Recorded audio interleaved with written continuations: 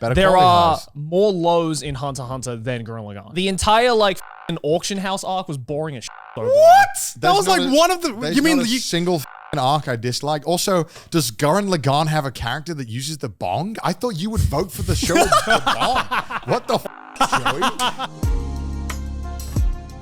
All right, hello and welcome to another episode of Trash Taste. A non-controversial episode. A non-controversial episode. I'm your host for today, Gant. Joining me again, once again, are the boys, and today we are hosting our own tournament arcs. I'm not excited about it. You're not God, excited. You gotta say it like you used to say. No, Joey, that was like 5 years That's ago. my favorite Gantism. I've retired Say that. it. So Gant.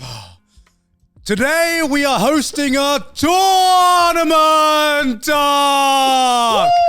Hopefully that did. How's the waveforms on that? I hope 2016 Gigig fans are frothing at the mouth. God, I'm never gonna fucking escape. Why do that. we argue? You know, we can have a nice day where we talk about things. We don't have to argue. You're usually the one that's instigating the argument. What are you talking about? Yeah. You're like, I don't have a good time, guys. I don't like to argue. I hate arguing. I want that on the record. I hate arguing as well, but sometimes you just gotta fight your fights. Yeah, you know? so we're doing a tournament arc today. So what we did was we asked you guys over on the Trash Taste Patreon, by the way, if you want to be involved in future videos as well as check out exclusive stuff, patreon.com/trashtaste. But we asked our patrons to give us a list of some of the best in a particular genre. And what we're going to do is we're going to tally them up, put them on a tournament bracket, and then figure out which one of these is going to survive at the end. Yeah, so we're not going to base this one so much on, which one is, even though this doesn't actually exist, which one's like critically or objectively better. Yeah. It's more started off as we wanted to start a bracket where we wanted to keep one and throw one away, or, choose one over the other. So it's like a would you rather. Yeah, it's kind of like a would you rather, but since we watch anime, of course we're going to make it a fucking tournament arc because that's... we listen to each other's arguments because what if it's like ride or die? Well, so how it is because there's three of us here, it's 2v1. Oh, so it's majority vote goes through. Mr. Fence sitter over here. No, I won't. You know what? I'll preach that I will not fence I like the idea of you both anime experts. Well, Joey, not so much anymore, but previous anime expert. Oh, yes, because once I start watching anime, all my knowledge...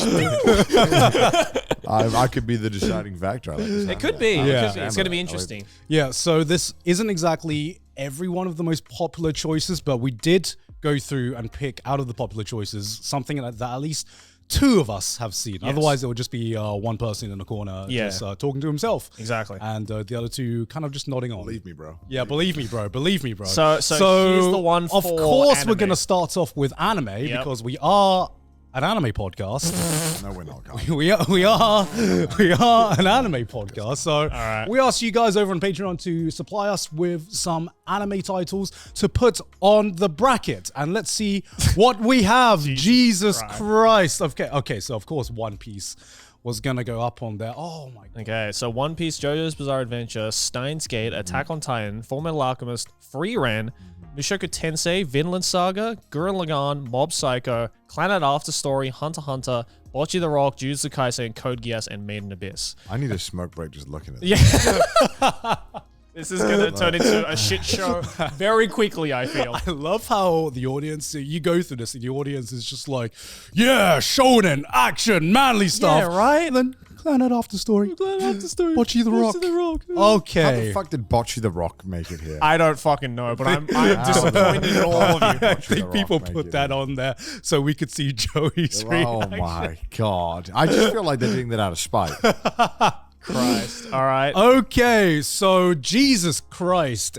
From first looks, the top half looks insane. It's so hard. The top half of this bracket looks insane. Can we go from bottom to top? I can't start with One Piece versus JoJo. I can't start off. You want to go bottom to top? All right, can we really start with One Piece versus JoJo? I need to warm up. All right. You can't in the UN meetings. You can't jump into the most serious problem. I'm sure they have like some kind of easy work they all agree to. Okay. Well, then let's start at the bottom then. So one goes, one stays. Code Geass or Made in Abyss? Which one you keeping? Which one you keeping? And which one you throwing away? This is so hard because I love both these shows. Yeah. For totally different reasons. I'm. Oh, what are you thinking, Connor? Listen, I like Made in Abyss. I think the story is, dare I say, better.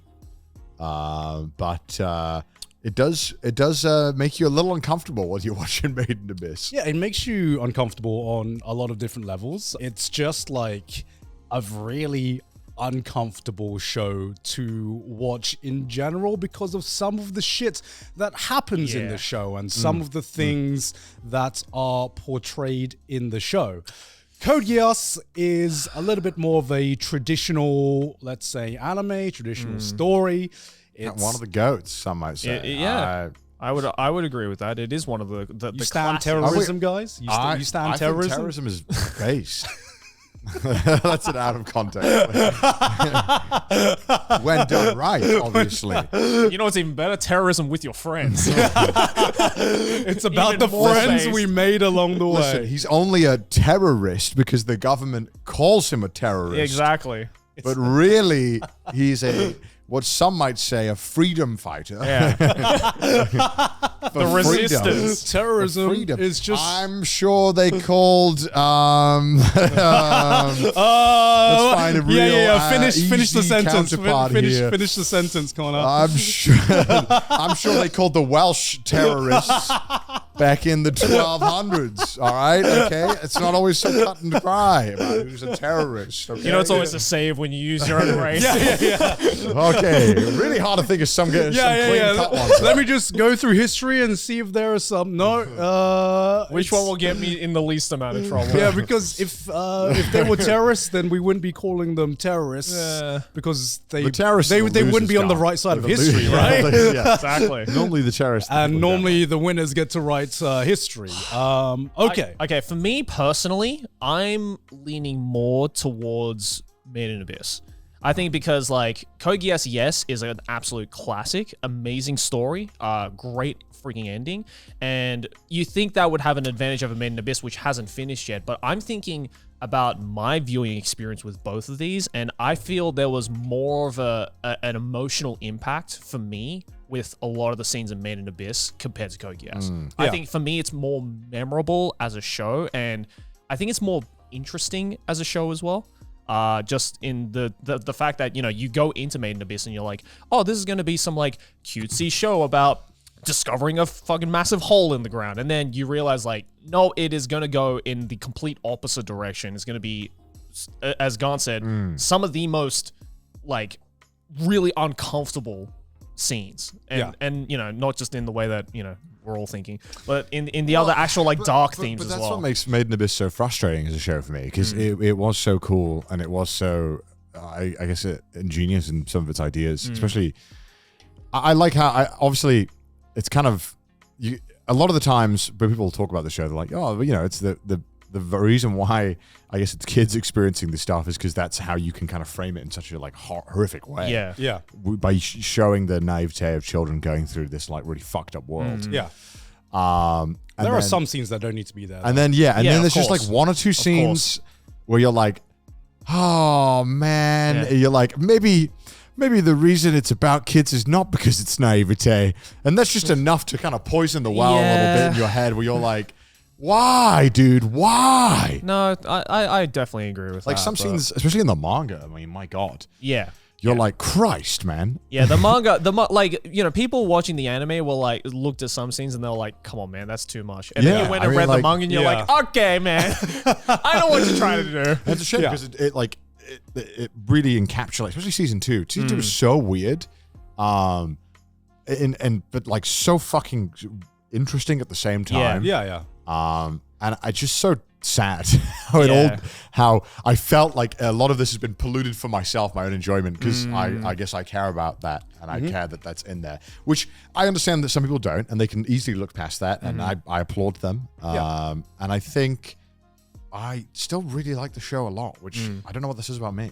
Yeah, I mean, to me, like, I completely agree with your points. And to me, it's more about, sometimes you see things in fiction that on a morality level and on a comfortableness level, you don't necessarily agree with, or, especially, I can think of another show on this list that's, has challenged me in that way, and I'm sure people. I'm looking right at it. Being an anime fan fucking sucks. Why am I going to talk about this shit? Why do I have to dissect this? You know what I mean? Why can't I just? Call of Duty. I never had to think about this. All right, never had to think about this. Yeah, but there are some moments in fiction where you're like, I don't really fuck with that side of the show. Yeah, but this piece of fiction, this story does this part so amazingly well that for me personally, I am very happy and very comfortable focusing on the parts that I really do enjoy, and I think that it does fantastically and amazingly, and still acknowledging the parts that make me uncomfortable, but acknowledging that, but also being like, okay, I acknowledge this part, this aspect of the story exists, but this part is the part that I think is really special, and I connect with this part. No, 100%. And it's always tough having an argument about this. Well, not an argument, but debate about this stuff, because people get so fucking charged about it online. Yeah. When you get that first A380 on Call of Duty, that's how it feels to watch Code Geass, though. When you get that first big kill streak and you start gunning people down, that's how it feels to watch Code Geass. Wait, why? It is like Code Geass is the male fantasy anime. It is literally male engineered to be like, oh yeah. You know what I mean? It just ticks all the boxes in your brain for a guy that like the male fantasy of committing casual terrorism. He did everything Kirito couldn't. Sure, that is true. He did everything Eren couldn't as well. Yeah, exactly. Yeah. He's the perfect Giga Chat. Yeah, but with the perfect and he was a jawline. terrorist. Do you think that Code Geass coming out today would hit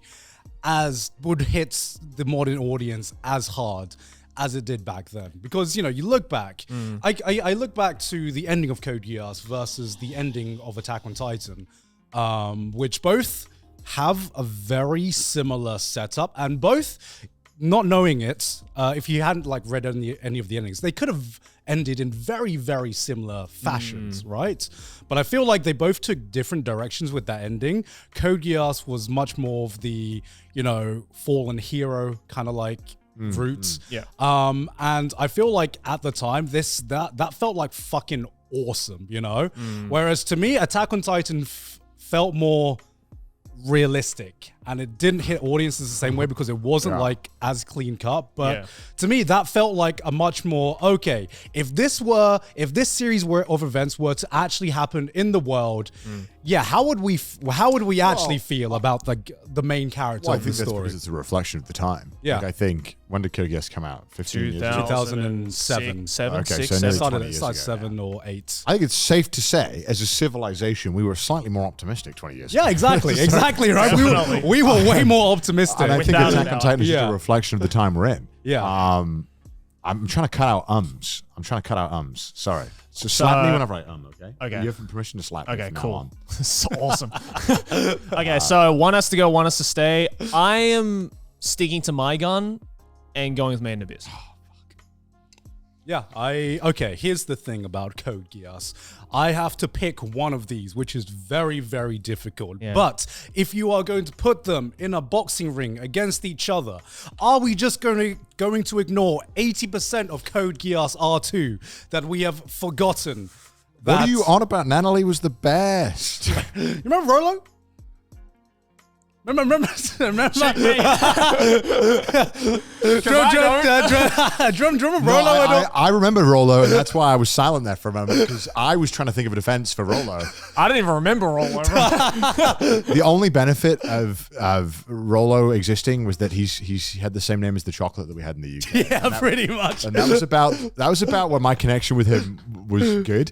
I admit, yes, Code Geass Season 2 was bad, and they kind of floundered up until the point where they were like, okay, we're finally going to wrap it up. Yeah. I do think that them killing Lelouch was probably listen, it's been 20 years. I can spoil that. Yeah. Them killing Lelouch off was probably like the worst financial decision that the Code Geass franchise has ever had, because every time they try to bring him back, everyone's like, nah.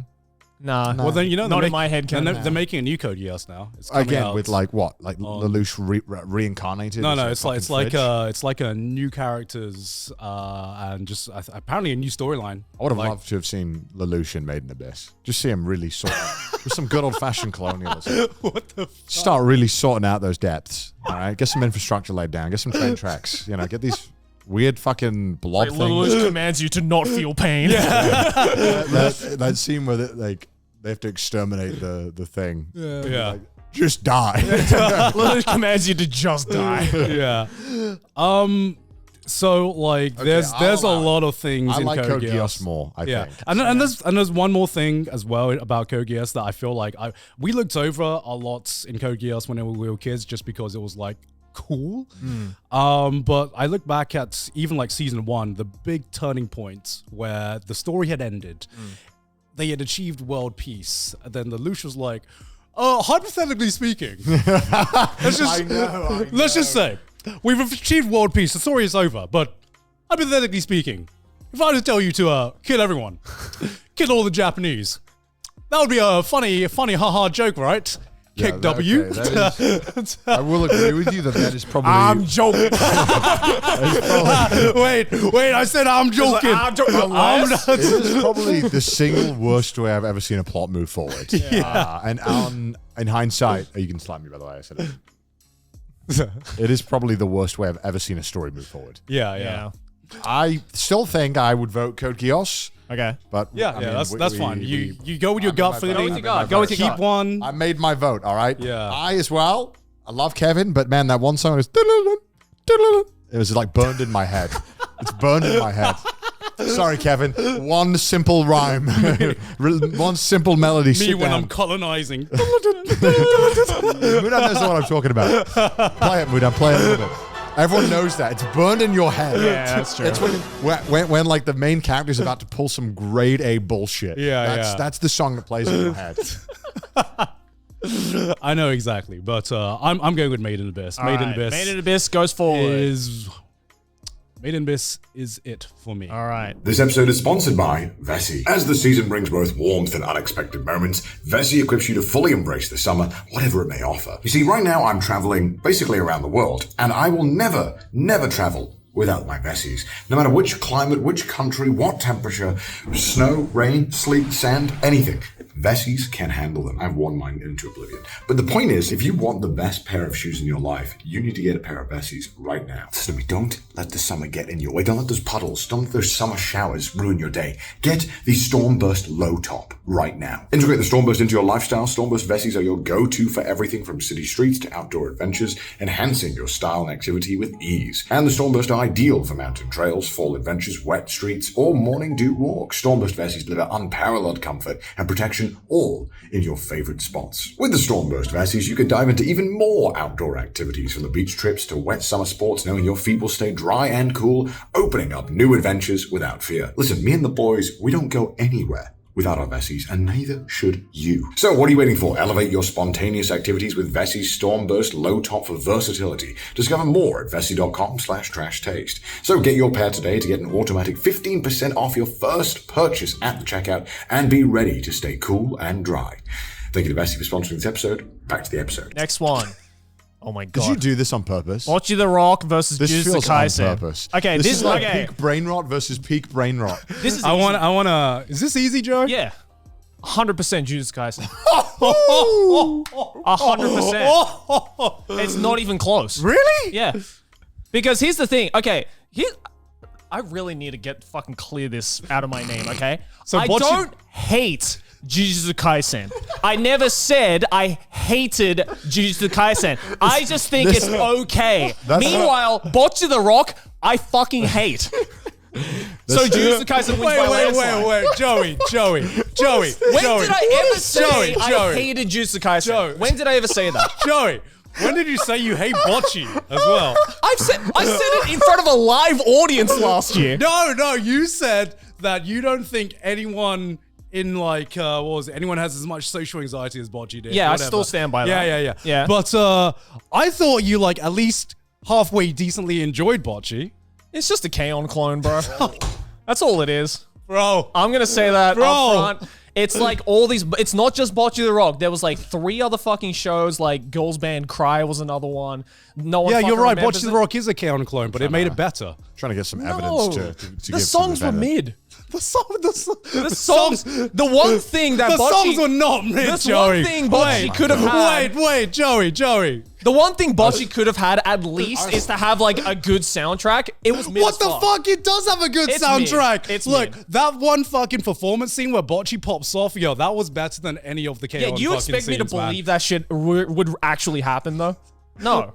Yes, so what do you mean? it wouldn't. It wouldn't. That's the whole point of the story, There Joey. is a chick who was like, like 10 seconds before backstage, like pissing and crying in her pants, right? And just Yeah. being like, I don't know if I'll be able to perform. Meanwhile, the moment she gets on top of the stage, she's just like, actually, I am fucking Carlos Santana now. I can fucking rip shit on a guitar. Like, no, I'm sorry. I don't believe that. I fucking believe that, bro. The amount of artists that are probably like shitting themselves before going on stage, and then they go on stage and it's just like a fucking demon awakens and they like tear it up. Demon awakens. Yeah. The demon awakens. They tear it up and then they go back on. They go back on stage and then they shit themselves again. That is surely, Joey. Come on, you've been on stage before, man. Yes, I have. You know what it's like. You either you have 2 types of people. Either you freeze up in the headlights, or you just perform and then you shit yourself. Yeah, but I afterwards. also know how to talk to people. Well, So- good thing about being on stage is that you don't have to talk to anyone. Yeah. It's you just have to perform the skill that you have. Okay. Right. Okay, look, to be fair, all right. I have a feeling you don't even hate Bocchi. You just hate Bocchi fans, Joey. Well, absolutely, yes. No, I not only dislike Bocchi fans, but I also dislike Bocchi as a character. Because to be fair, Bocchi the Rock did have some actual, like, go-to characters. Yeah. Like, the fucking bassist chick. Yeah. The drunk one. Love Yeah. her. She's Yeah. easily the best character in that show. I think everyone can agree. Best character in that show, right? Do I remember her name? No. But I remember that she was a great character, and I'm like, oh, finally, a good character. But I think just purely on the fact that, look, like, I watched Jujutsu Kaisen Season 1, right?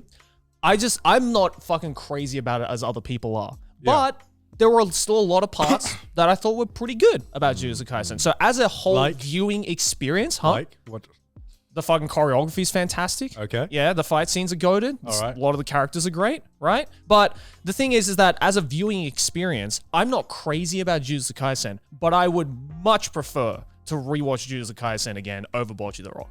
So I'm voting Jujutsu Kaisen. If it was just Jujutsu Kaisen Season 1, I think I would pick Bocchi. I would actually pick Bocchi. I think in... Ain't no way. I think... Ain't no way you just said that. I Say psych right in now. terms of like pure enjoyment, in terms of like enjoyment, Yeah. I was like, bypassing Season 2 of Jujutsu Kaisen, which I think is like a new level of just pure fight choreography and animation and all that kind of jazz. In terms of pure enjoyment, I watched Jujutsu Kaisen Season 1 and I'm like, I mean, it's enjoyable, but it's not any different from anything that we haven't seen in, shonen action shows. Yeah, for before. It is definitely got the rule of cool. It's got fucking Gojo. But Look, they looked at Jujutsu Kaisen and they went, we're not going to try and fix something that's not broken. Yeah. Like, this formula has worked for decades now in the shonen world.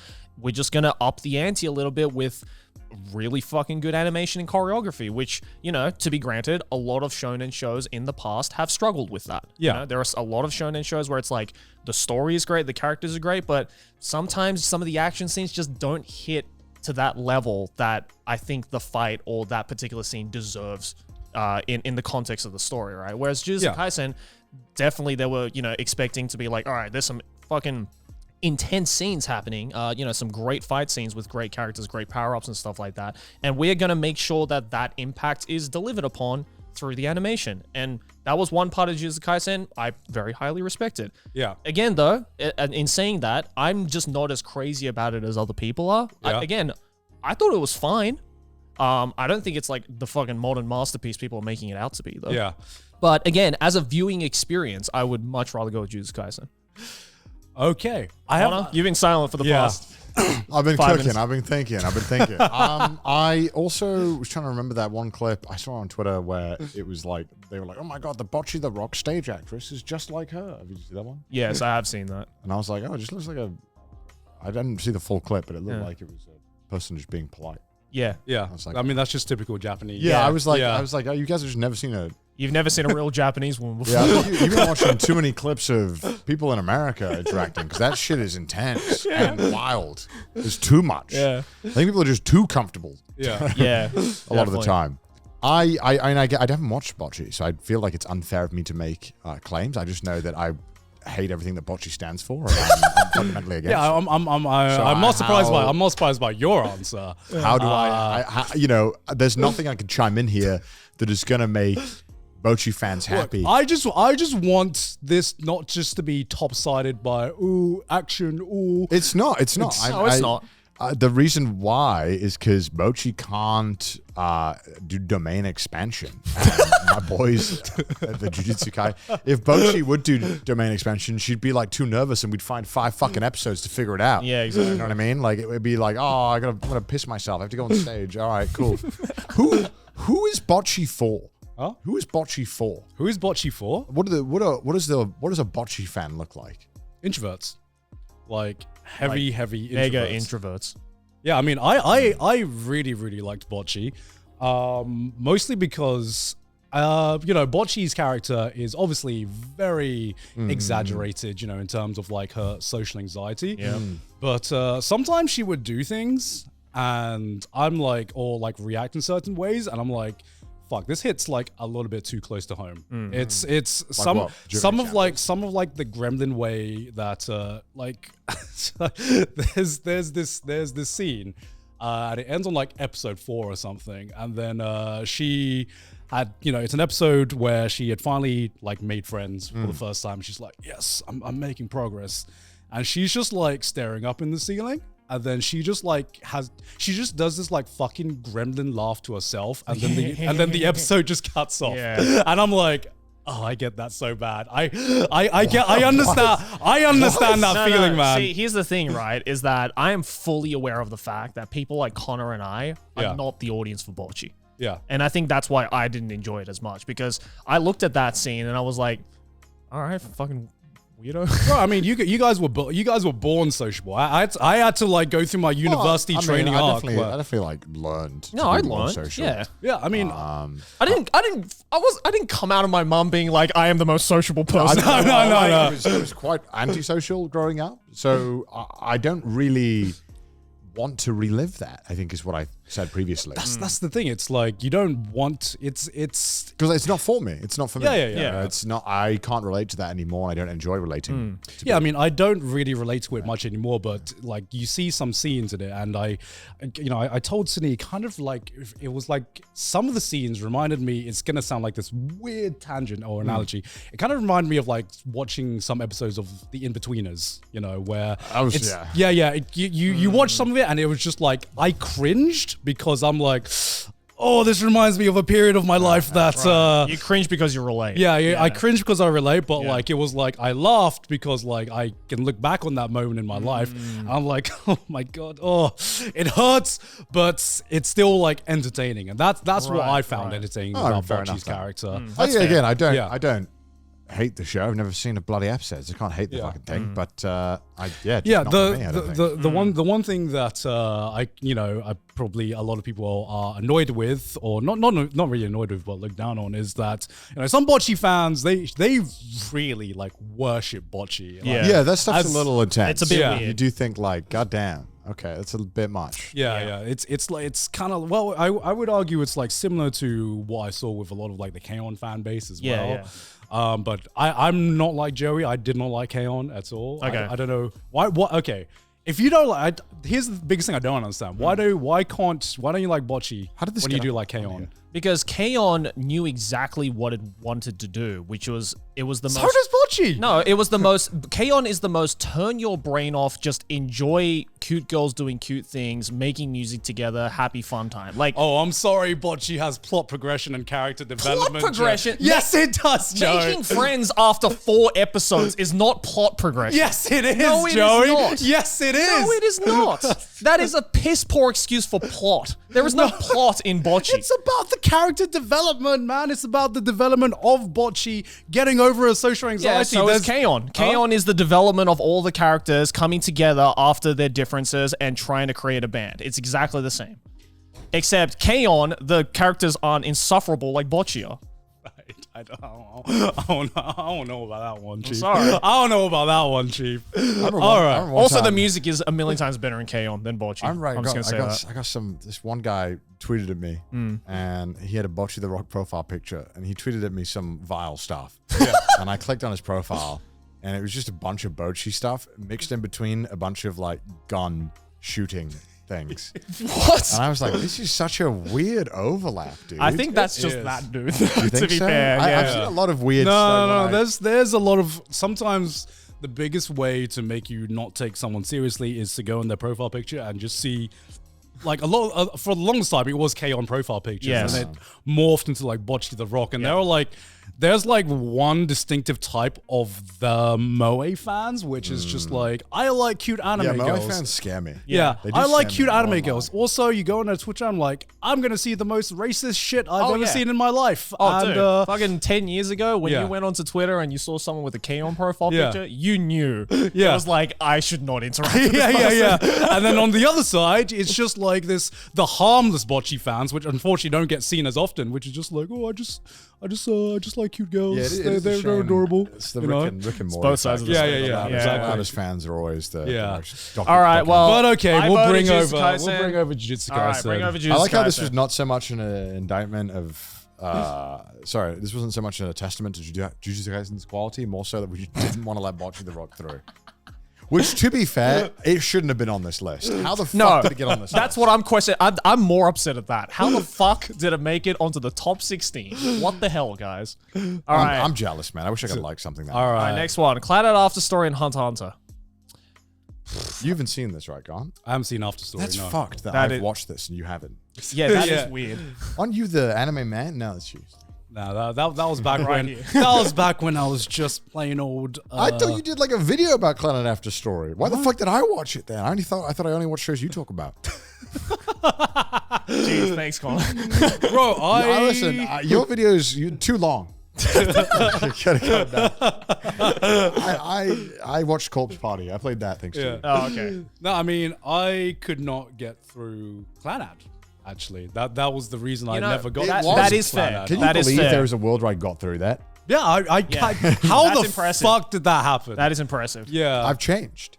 You see, there's this thing that happens when you get to like, I don't know, age 16 where you realize, hold on, I don't have to watch mid. I can like watch good stuff. Do you remember having this? You Yeah. used to just watch everything that was put in front of you or whatever you like Yeah, saw. why do you think I'm burnt out? And you would just watch it because you were like, oh, this is what you do. Yep. And then Yeah. for the first time I realized you could just not watch something after starting it, I was Yeah. like, whoa. It's this is- when anime fans realize the concept of, oh, I can just drop a show. Yeah. It's become so powerful. You save so much time. Look, I personally have a special thing for After Story. I do Obviously, like After Story a lot. After Story was beautiful, made me cry like a shitload, left me with a But very it took like 50 episodes to get me yeah. there. But looking back on it retrospectively, I can understand why people cannot make it through Clannad because to be fair, it is a lot slower. And half the characters are so annoying. Half the characters are pretty annoying, and I also couldn't get over the starfish girl. That's when Oh, I was Fuko? Yeah, Fuko. Dude, I blanked that from my memory. I feel like I'm a sleeper agent to something because I've blanked that entire. See, as someone who played the aspect. original visual Yeah. novel, right? I don't understand why they decided to focus so much on Fuko's story because it is the most mid story out of all the girls. she just annoyed the fuck out of me, and everyone's probably like, "Oh my god, she has such a didn't even know it sad was a visual story novel. or something." I can't remember her but story. they all have sad stories. yeah, I mean, they That's all the have. thing. I mean, you know, me saying this feels like bullying a cancer patient or something. I don't know if she has cancer. She probably does with how Clannad went. It's just like, not to be rude or anything, but like, I think that it's just like child writing. Like, where you make a bunch of these characters that are kind of just insufferable. And then you go, no, they're not insufferable. They had a backstory. Yeah, they're coping. They're dealing with something. It's like, so the fuck is everyone. I don't want to fucking hear about you're a dick because something happened to you. You can't just be a dick or be fucking annoying around everyone all the goddamn. Even though Clannad's not that bad in that sense, but a lot of other shows, I feel like anime does this, especially with like, no, this character's not a bad guy. He's just misunderstood. Also, you see in this one flashback, he pet a dog. Also, he's not that means he has a evil. heart. Yeah, not evil. Okay, one thing as well that I think the Clannad story, one aspect that gets overshadowed a lot, I think, with Clannad, thinking back to it now, is that the comedy bits are like, some of it is like genuinely funny. Like it's really well animated because Kyoto Animation was at its peak. I thought a lot. I don't remember laughing a single. You know that one video thumbnail title of like watching this thing until I laugh. Yeah. And it's like 24 hours. I think that's me watching Clannad. Really? Not that I didn't like it. That's me watching most comedy animes. To be fair, that is true. That is true. I like After Story. I did not like Clannad. Okay, yeah, no, that's fair. I also hate that fucking song. Which one? Tango, tango, tango, tango. I think it's cute. And then it brainwashed me into thinking that Dango was something that was good. And I tried it and I was like, Dango is mid as fuck. All right, I can't forgive you on that. Dango is mid. Is it mid? Yeah, it's pretty mid. All right, I need both of you to turn in your visas. Dango is fucking mid. All right, but in saying I'm not even going to entertain that. But okay, look, again, for me, After Story, very personal show for me, but... Yeah, me too. I'd say it's the first show that I cried at. Oh, 100%. Yeah, but in saying that, Hunter x Hunter is just fucking goated. Like, what more can I say? I haven't even watched the anime, and I know it's goated. I want him to write a sex scene so bad. Togashi? It would be like 15 volumes long. All about the difference in Nen. No, it won't even be shown. It'll just be like, he'll just describe it in it would be so much writing, but I know that it would go so hard. It'd be like the Midway scene, which is complete darkness. It would go so hard. It would be like the ejaculation scene, but the ejaculation scene is broken up by like milliseconds. And the decision making. We would see the tournament arc of the sperm. We would hear in great detail how the sperm was destined to win from the very beginning. And then every frame it like zooms in closer and closer until it becomes microscopic. The sperm had Nen. Started forming Nen from the ball sack. There'd be like a breakdown on how like it would be a 50-year backstory from the guy who started embedding Nen in his ball sack in the hopes that one of his children would become the world's strongest Nen user from being imbued, even though the sperm lifespan is like trilliseconds or something. He'd find a way to be like, and this man figured out a technique to ejaculate a single sperm at a time. But the sperm was imbued with all of the energies of the millions of sperm in one. It's like all the name just comes out. He died shortly after. We just wrote 4 volumes. It would go so hard. Right, the way that he writes just things is just awesome. I don't even know how to describe it. I mean, I think we can all agree. Excruciating detail. It goes hard. Yeah, I can't really comment on Clannad After Story. Everyone tells me it's so much better than Clannad. We both watched it and we both said Hunter. We both said Hunter x Hunter. So Hunter x Hunter goes How through. the fuck did After Story make it up there? What is this list? Yeah. Feel like it looks like there's a... Clannad After Story is still a very, very old favorite to a lot of fans in our generation and our age. It is still one of the most emotional shows, I think. Fuck. All right, I just don't think the payoff is worth it. It's just, you have to go through. This episode is sponsored by Shopify. When we started podcasting, an online store was the last of our concerns. But now that we need to sell a lot of merch, it's so easy thanks to Shopify. Selling a little or a lot, Shopify helps you do your thing however you cha-ching. Shopify is the global commerce platform that helps you sell at every stage of your business, from the launch your online shop stage to the first real-life store stage, all the way to the did we just hit 1 million orders stage. Shopify's there to help you grow. Whether you're selling scented soaps or offering outdoor outfits, Shopify helps you sell everywhere, from their all-in-one e-commerce platform to their in-person POS system. Wherever and whatever you're selling, Shopify's got you covered. Shopify also helps you turn browsers into buyers, because they have the internet's best conversion converting checkout with 36% better on average compared to other leading commerce platforms. And sell more with less effort thanks to Spotify Magic, your AI-powered all-star. The one thing that we like about Shopify is no matter what kind of level you're at, Shopify gives you the tools to allow you to do what you need to do with ease. Shopify also powers 10% of all e-commerce in the US, and Shopify is the global force behind Allbirds, Rothy's, Brooklyn, and millions of other entrepreneurs of every size across 175 countries. Plus, Shopify's award-winning help is there to support your success every step of the way. Because businesses that grow with Shopify. So sign up for a $1 per month trial period at shopify.com/trash, all lowercase. Go to shopify.com/trash now to grow your business no matter what stage you're in. That's shopify.com/trash. Thank you so much to Shopify for sponsoring this episode. Back to the episode. This is All right, the next hardest one so far. Gurren Lagann or Mob Psycho? Oh, this is Horny so hard. peak versus normal peak. God damn. Gurren Lagann isn't even horny peak, man. That's kill to kill. That's kill to kill. true, yeah. This Gurren Lagann is like, for the fucking manliest peak versus. They both share a lot of similarities in some senses about a character having to kind of mature a bit. They do. But which one does it better? I mean, I will say from a critical standpoint, this is the difference between my brain and my heart right now. Because from a critical standpoint, both are fantastic, but Mob Psycho does have a cleaner story. The development is a lot cleaner, and the characters are so well written. But just in terms of like the pure raw adrenaline I feel when watching a show, nothing I think has ever topped Gurren Lagann in my eyes. I 100% agree with you. Like, you took the words out of my mouth. Just like in my head, I was like, which do I go for? Because I still remember like vividly watching Gurren Lagann for the first time, and just, man, some of those like scenes, like, and the fucking ending. I just remember I was and like the songs and stuff. Like, man, I had the most fun watching Gurren Lagann. But Mob Psycho, man, like, yeah. Mob Psycho has probably one of the best stories in anime ever. Yeah, to me, I put Mob Psycho as my anime of the decades. Of the last 10 years, which I still stand by. I think as an overall package, it is got such good life messages about, seeing a character like Mob, seeing Reagan as well. Reagan's character development was absolutely fucking insane.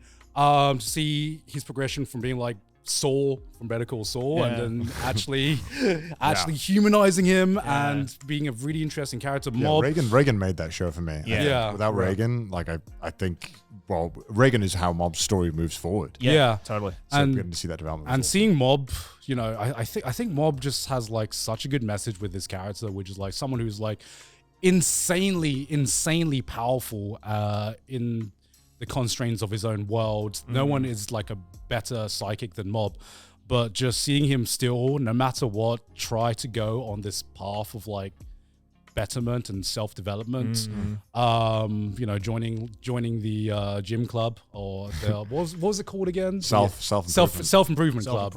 And just trying to be the best person he can be, even though he could easily just destroy the fucking world. I was like, he's a real one. Yeah. But in Gurren Lagann, he did punch someone by grabbing a galaxy, and that they were throwing galaxies. that was pretty fucking hard. But I mean, Mob has Reagan, Gurren Lagann has fucking Kamina, man. Kamina the goat. That's why he's the goat. Mob Psycho teaches you how to be a man. Gurren Lagann, you become a man after watching it, Like, you start off episode 1, no hair on your balls. By the end of the show, your balls are hairy as fuck. You become a man. It was really refreshing to, and it's kind of a shame that it isn't done more, even after Gurren Lagann, that there wasn't more of like a character having to actually mature and go on and actually grow up. Yeah, which I mean, we rarely get to fucking see. It has done, Gurren Lagann for me stands out as doing one thing that I can't think of like many other shows doing, which is you take one of like your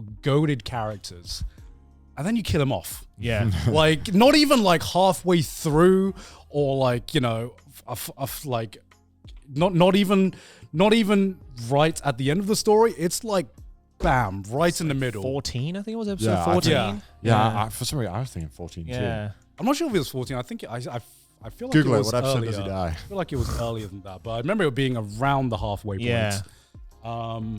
And yeah, he didn't just sit around crying all day. Which I was like, Yeah. thank God. Yeah, he used that to his to the best of the situation and grew He locked the larger fuck than in. life. He locked locked the fuck in. Which I appreciated. Yeah. We should all lock the fuck in yeah. when shit hits the fan. Yeah. And the problem with Gurren Lagann is that to me, it just ruined a certain sect of anime. Because I don't think anything can be as hype as my first time seeing Gurren Lagann. Yeah. And I don't think anything has... 18. 8. Oh, okay. Oh, 8. It wasn't even halfway Well, through. it wasn't even halfway through. Holy the shit. fact that it was 8 episodes out of like 26. 26. So like, a third of the way through, and we're just like, nah, he was definitely 14 episodes in, man. It felt like that. Yeah. I think what made it so impactful is that nowadays I find that a lot of media when we're consuming it that normally when something like that will happen, we are signaled so early on, like guys, it's a happy show. Yeah. And they'll be like, but there might be something a little bit nefarious, but it's a happy show. Yeah. Whereas this one actually felt like, all right, it's pretty good vibes. Like there was no kind of hint that there were stakes like that. Yeah.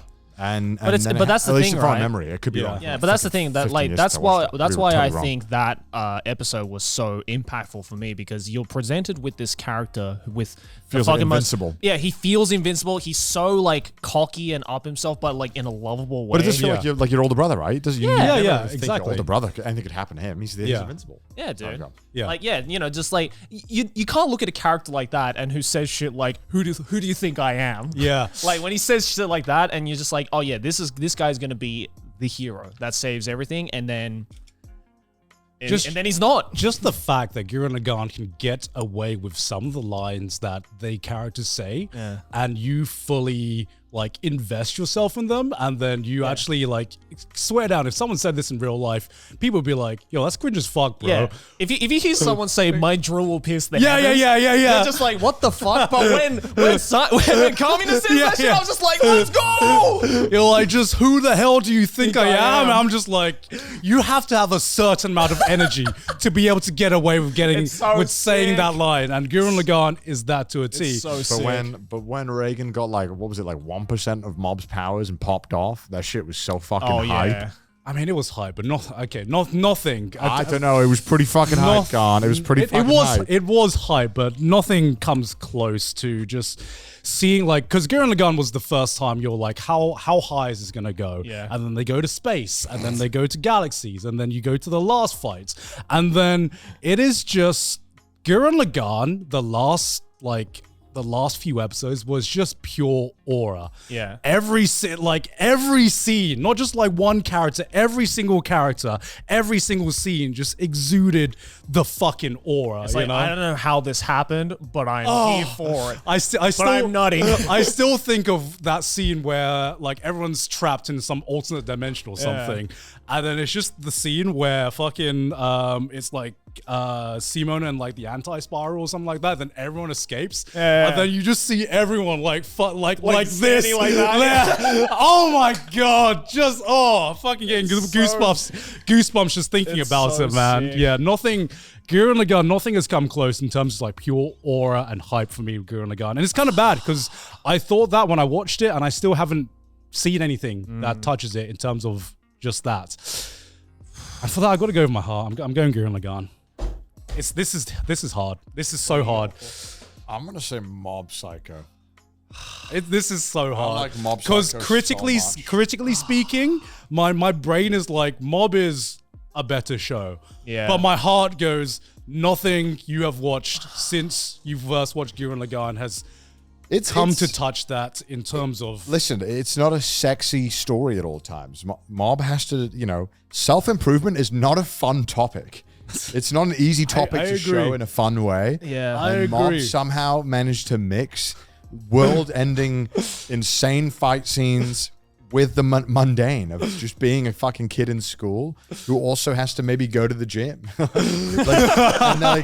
That's pretty fucking cool. That's so cool that we could have those two worlds coexist. And I almost remember more of the self-improvement stuff than the fights, except for like one or two of the fights that are really like absolutely insane.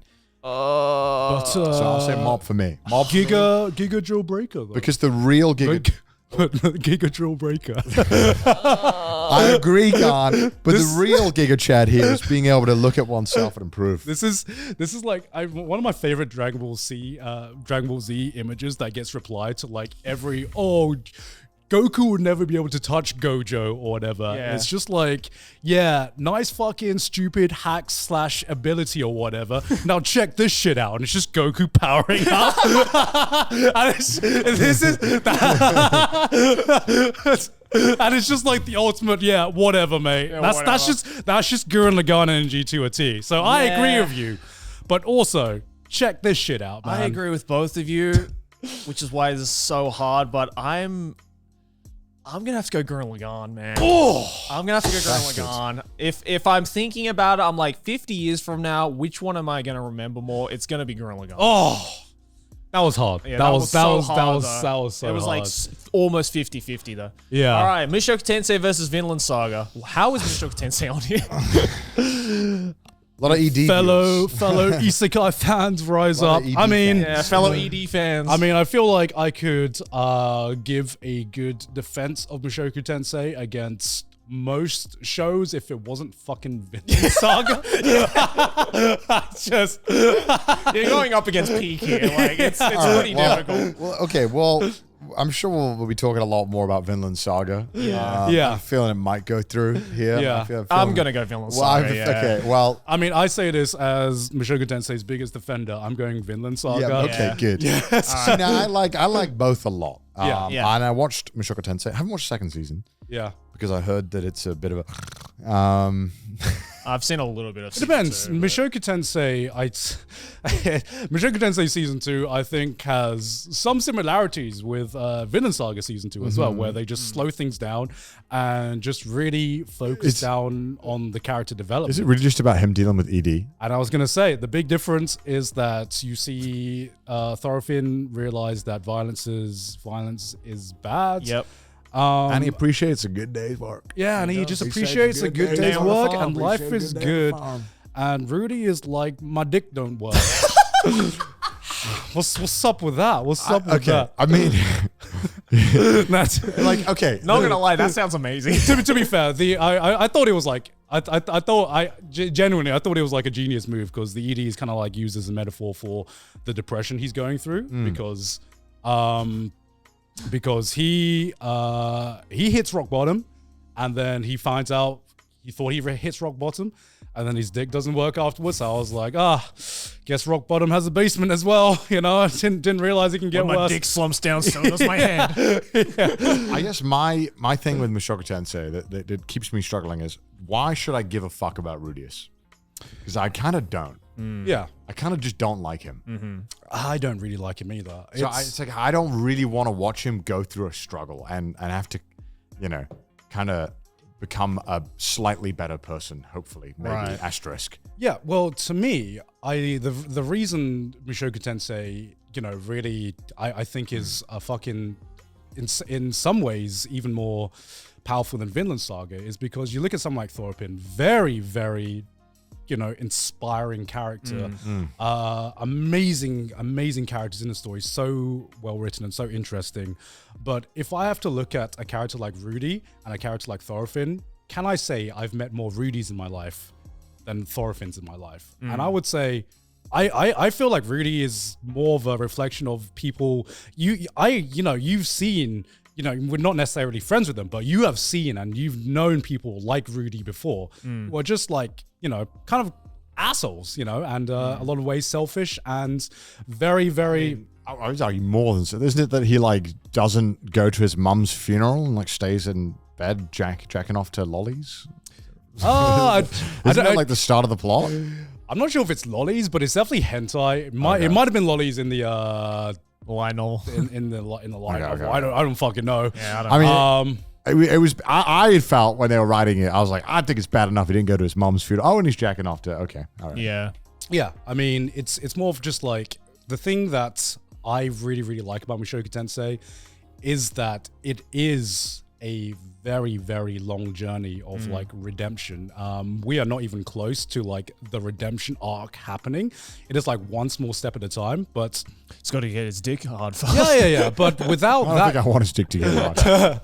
but I think like without that kind of like time investment, you wouldn't really able to see like a realistic portrayal of someone actually going through character change or character development, because it is tough in that sense. Yeah. I don't know how to deal with that. Yeah, because it doesn't take any shortcuts at all in terms of showing what it is like to change yourself. Because to change yourself in reality, it's not like you have one pep talk or one. It's not a YouTube apology. In a It's not a YouTube apology. It's not a Vinland Saga where you. But that's also it is also hard to compare the characters given the setting they're both in. Yeah, exactly. Rudy's obviously was in like modern day. Yeah. Whereas Thorfinn's in like 1200. Not even like 1200. I think like 10. Yeah.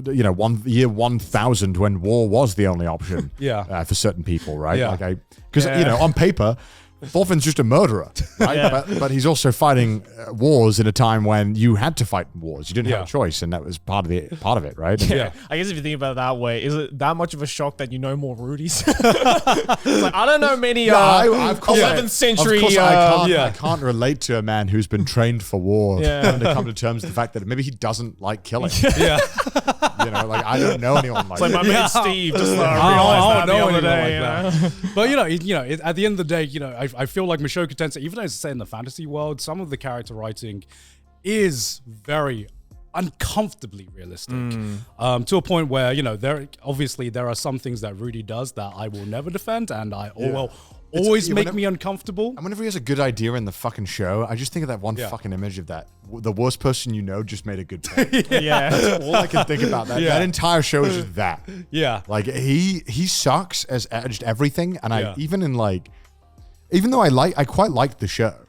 There was always that like nagging thing in the back of my head. That was like, God damn it, he sucks. Yeah. Especially that first arc where he's literally the most insufferable asshole. Yeah. And I know that like, and I guess what's kind of disappointing is that they frame it as that. They set the stage of like, he is kind of just the worst. Yeah. And and like you said, that he wanted to change. But I feel at the same time, while trying to change this character and show change, it also tries to garner sympathy for like what he's done and what he is, which I don't have. I don't have any sympathy for him as a character. Yeah. And so I feel that when I heard about what the next one was going through and him dealing with depression, it's like, I have no sympathy for him. Yeah. I don't really want to give him any sympathy because I just think he's that bad of a person. Well, I kind of don't care if he changes. Yeah. He can just make his own new friends and go and make an impression on other people that care. I don't care. Yeah, well, it's interesting, right? Because it goes back to like the Made in Abyss argument, where there are some aspects of it that will always make me uncomfortable, but I very do much appreciate it for the story that it is and the message that it's trying to say. Yeah. Even though there is some things that I will never feel sympathy over Rudy about, but it does go back to that point where. Take a character like Rudy, for example, and take a character like Eren, for example, right? Both have done atrocities, different ways, different scales, right? Very different scales. Very different scales, but in a lot of, from what it seems like in, a lot of discussions and how audiences view fiction, it seems like people find it easier to sympathize with what Eren has done in his fictional world than what Rudy has done. Yeah. And it goes back to my feeling of Mushoku Tensei, a lot of the reason why it makes people uncomfortable is because unlike being a fucking war criminal or finding out like you don't like violence and killing people is bad, Rudy is a much more realistic depiction of the darker sides of things that happen or things that people see in our real world. To me, that makes it a more interesting show. But that I can also understand where you see some of the stuff he does and you're like, this is like getting a bit too real now. I cannot like I can't remove myself from this fiction anymore. Sure. Yeah. It kind of reminds me of like how, in real life, there were people who were obsessed with like serial killers and like fall in love with them. Yeah. Like Ted Bundy, they had like loads of fans. Yeah. Which is like insane. Yeah. don't exactly get the same level of endurance, even though, you know, they're both pretty fucking awful crimes. But obviously as a society, we've deemed generally one to be considered worse. You don't hear of many Jeffrey Epstein fans out there. No. It's like fangirls. Yeah. And that's why I do think, in a weird sense, especially when it comes to like Attack on Titan, weirdly, some people are more willing to be like, to forgive Eren. He killed everyone, but he's kind of hot. Yeah, he was kind of like, nah. That's exactly the same way. Gets it. Eren gets it. Yeah. It's just But like, weird. have you seen his abs? It is just weird, right? It's weird that we make those distinctions when I think both are objectively just fucking awful human beings. Yeah. But it's weird that for some reason, that is the line that just cannot be crossed. Yeah. And everyone else can somehow be garnered sympathy one way or another. But this one, it's like, no. Yeah, I mean, not that they should get any, but I'm just saying. I It's mean, very odd how we've managed to call it like, nope, that's it. Yeah. I mean, like, it all really depends on, you know, to me, I have a very strong line between fiction and reality. Me too. Yeah. And to me, you know, I've you know, not even like Made in Abyss or Mushoku Tenseis, but like a lot of fiction, there are some stuff that tackle very, very uncomfortable things, not just as it has to. That's the whole point. As it has we to. need to have these stories. And to me, I always have a very separate view of what an author is trying to say in a fictional world, even if there are some characters or even if there are some scenes that I definitely make me uncomfortable. I guess just like when I'm watching Mushoku Tensei, I guess the thing that I didn't really enjoy is that I felt like the author was trying, or at least in some senses, trying to make me feel sympathetic towards Rudius. I got that name for a second there. Rudy. In a way, I don't know, like it felt like the author felt that way. And I don't know if I'm looking too much into it, but that's just how it felt reading it. Watching it, sorry. Yeah, I mean, I don't know why I felt that way. I mean, I guess that's why I didn't really like that. Yeah, I mean, if you think of like obviously Rudy is based on like the most extreme end of like hikikomoris and otakus. Yeah. And would you be able to say that, hey, Rudy is not like the image you have of like the most like degenerate hikikomoris and otakus you can think of? I would say no. And to me, it's an exploration of those kinds of characters because I think the author asked the message, posed the question of, okay, can these people who are seen, especially in Japanese society, as like the lowest of the low, above redemption, can there be a way for them to have a redemption in any way, even if it takes a whole lifetime? Well, apparently, yes, if you just go to another fucking world. That's the problem. Yeah. Right? Like, why can't he do this in his own world? Why does he have to die and be born with magical powers for this to work? I mean, it's then it wouldn't be that much. Is it impossible to redeem a human being? I mean, what you're asking is like a completely different story because I think the isekai was mostly used as a metaphor for like someone actually getting a second chance at life. You know, if you have a second chance at life, because you know, it's always weird arguing about what the ethical thing is, because at the end of the day, people don't get reborn in other worlds. You know? I don't know what the mechanics are of that, you know. Well, we don't know. Don't spoil it. Ain't no way. Maybe we do, actually. I don't know what happens after death. But I'd much rather see Rudius have to deal with, you know, the current world. The current world? Yeah, I think that would be interesting as well. Rather that. I think that would be interesting as well. So much more compelling, you know, and then we could see him slowly making those changes, because him just getting reborn already wiped like probably like half of his problems off the fucking face of the earth. And now he's just got to deal with him trying not to be a dickhead. Yeah. Which is the easiest one to fix. Yeah, you know, I would have loved an arc where Rudy used to be like, shit, I gotta start eating healthier and clean my house. That would have been a compelling arc. Have to come to terms with that. I have to get a job, pay taxes. Have to become a part of society. Have to realize that, you know, maybe I should try and reconnect with the family I have rather than get reborn into another fucking one, which I don't really care about. And then he fucking 1v1s his dad, I guess, and like mental games. 1v1's his dad. 1v1 me, dad. Buy me. I don't know. And it's one of those things where I watched the show and I liked it a lot, but the more I've kind of let it sit, the more I look back less fondly on it. Right. Which is unusual because I think it doesn't normally happen like that. Normally I get more fun. Time passes. So Vinland Saga? I guess we're Vinland going Vinland Saga. Saga. And then after all we're going that, Vinland Saga. All right. I mean, I just wanted to talk about Mushoku because obviously if it's on the list, it's worth talking of about. course. Yeah. I mean, it's not going to come up again, so might as well talk about it while it's still there. Yeah. Goodbye. Okay, next up. Oh, God. We have the top 2 of my anime list. Fullmetal Alchemist versus Frieren. Well, it's time to settle this once and for all. Time to settle this. What deserves to be number 1? Well, I haven't watched FMA, so you boys are going to have to convince me that it's not Frieren. Are you going to say Frieren? Huh? You've owned Frieren? You guys are going to have to convince me that it's not Frieren. Because I haven't seen FMA. All right, let's talk about Frieren for a second. Then. Yeah. All right. Let's say what we like and what we don't like. Number 1, it's in like arc 1 of I don't know how many fucking arcs. That's true. That's true. We're like saying it's the best thing ever over a fucking prologue. It feels like a prologue when I watched it. I don't know if it is. I don't know how many more seasons we can expect or how long the visual novel is. Visual novel? Light novel. No. It's manga. That's manga. what. Sorry. Yeah. I was going to say light novel, but that was wrong too. So doesn't matter. See, this is so tough because they're 2 such different shows, and like the things that are good about FMA just don't reflect on what's good about Frieren. So it's like it's fucking apples and oranges. That's why there's same with like you're in a gun mob psycho. Yeah. Just follow your heart. Follow your heart. Follow my heart. Follow your heart. I think the thing is, I don't really have heart for either of these.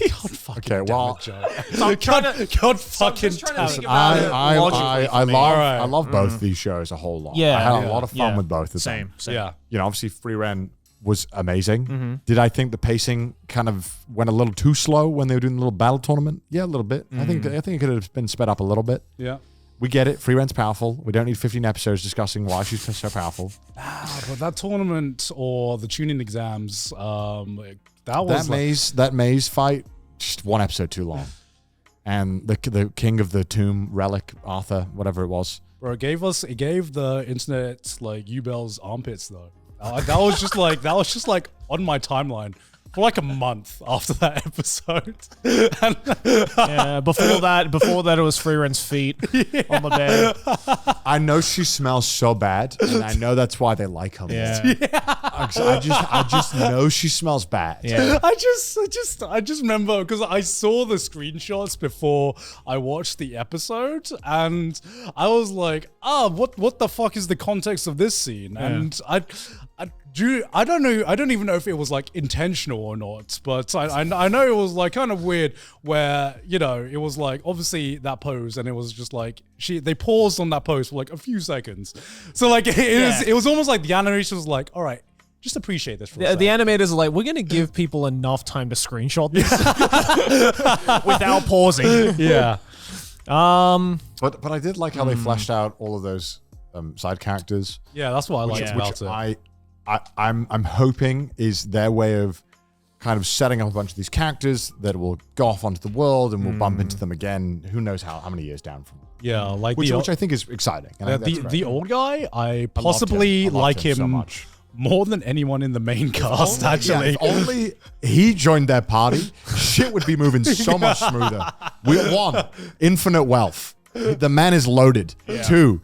He would sort this petty bullshit they keep He wouldn't have about. time for this shit. Yeah. He would sort this shit out right away. All right. Frieren, although she is the oldest person by far, she has the brain cells of the ability to handle an argument of a 5-year-old. Yeah. This shit is not cooking. Why did they get rid of the smoking guy? The moment he left, the whole show became too much conflict and whining. Yeah. Bring him back. It's because he just solves every conflict. God damn it. That's why. And he liked MILFs, which is so frustrating that they gave me representation. They take it away from me. Instead, I'm left with these stupid fucking children who keep bickering. The Lord giveth, the Lord taketh. Meanwhile, this goat of a man. What was his name? Do you remember his name was? I don't remember his name. I feel bad. He's old man. His name, but he's old man. Old man. You all know who I'm talking about. Yeah, he's the goated man. He was the goat. Yeah. Right? And if he stuck around, this show would be a lot more interesting. Yeah. All right? We would have been, I don't know, perhaps we would be colonizing the demon lair. not just getting rid of it, but making a new land there. Maybe a theme park with his money. Thing you've ever said. With his money and Frieren's magic abilities, we could do some serious change. But in saying that though, like FMA, you know, as people say, it's like overhyped, overrated, whatever it is. I mean, it's at the time it came out, it was such a fucking. It still holds up. It's such a fucking solid goated. shonen. It's such a good shonen. I think one thing that Frieren is lacking is a good villain so far. One thing that Fullmetal Alchemist Brotherhood never had trouble with. And I know that it's because Frieren's not about having a villain. Yeah, I don't think it is. Yeah, but I think that having some kind of antagonist there, and which Fullmetal Alchemist Brotherhood has many. This is Brotherhood, right? Not FMA normal one, right? I'm assuming. I'm just going to assume it's I Brotherhood. mean, I'm going to assume it's Brotherhood. Yeah. I mean, if people voted for the original FMA, I'd be questioning things, but they had. You don't think Aura was a good villain? You don't the think? fuck is Aura? Who the fuck is Aura? Who's Aura? I was just talking shit. It's the little The lolly fucking with the scales? Yeah. No, she's not a good villain. No, she's not. But there's so much fan art of her. I know. It's a disturbing amount of fan art. As cool as that was, I was like, okay. All right. Nobody could have predicted this one. Yeah. I guess that's how they introduced the hiding the mana. Yeah. But you know what's even cooler? Anime Hitler. the Führer. Pride. I just wanted the out of context soundbite. Anime Hitler. No. Okay. How do I not Eren Yeager? No, he's not. Nah, they literally have he tried. Pride. Pride is Anime Hitler. I think.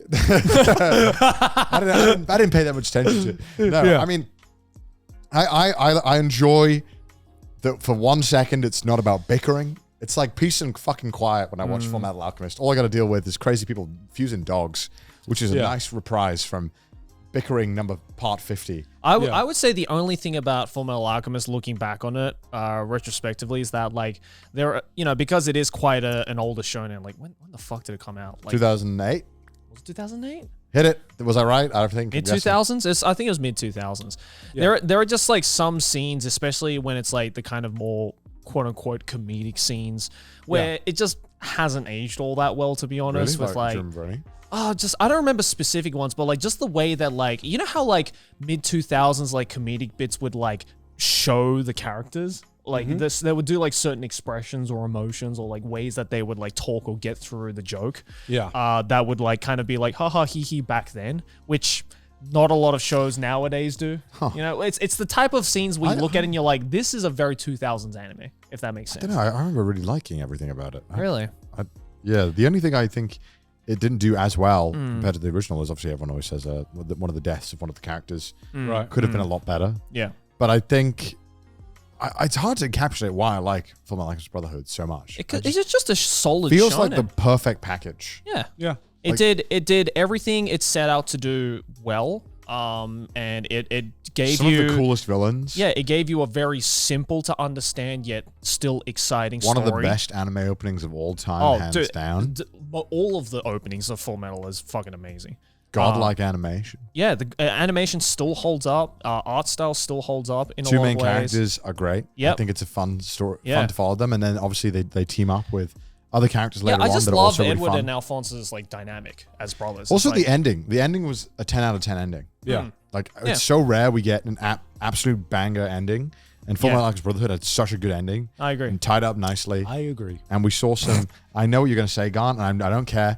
You're going to be like, I agree, and I'm still voting Frieren, is what you're going to say. I'm going Fullmetal. Is that what your heart says? That's what my heart says. Okay. I think just because Frieren is in its infancy, we can revisit this fight 10 years from now. It might be different. I feel like the big thing about Frieren right now is that we just went through, I guess, the big tournament arc, right? Or the big exam arc, and it made me question what is the overall story of Frieren going to Fucking tournament arc. Sorry? There's a tournament arc. Of course. Yeah. There's the overall story there. Yeah, where is the overall story going? Because I think the first half of Frieren, it hit really, really fucking hard, and it has, some of the most emotional moments I've experienced in anime in a very, very long time. But I think at about the halfway point, I was like, okay, I'm kind of like getting the message you're trying to like portray here. What else you got? And then they throw in a tournament arc, and I'm like, okay, so we're doing something different now. So we're like expanding the story, expanding the cast. Where is the overall story going, right? Because obviously she's trying to, there is an overall goal, which is she's trying to like reunite it with Himmel and things like that. But that is going to be a very, very, I assume, long journey. Absolutely. There's only so many times you can, there's only so many times you can have a side story where you go to, Frieren goes to they can't be doing this all the time. Yeah, Frieren they go to Costco or something, and Frieren's like, I remember going to Costco with Himmel back in the day. Yeah. And hot dogs were hot dogs were still $1. Hot dogs were still $1.50. Cut to flashback, and Himmel's like, Frieren, have this Costco hot dog. Yeah, because we're not bored of that formula right now. Yeah. I do worry, and I also worry that that side mission where they go and get this medal that they had to get, which okay, sure, they had to get it. Yeah. Although I'm sure Frieren could have done some magical bullshit and been like, yeah, nah, I don't need to do that. I beat the demon lord. Let me through.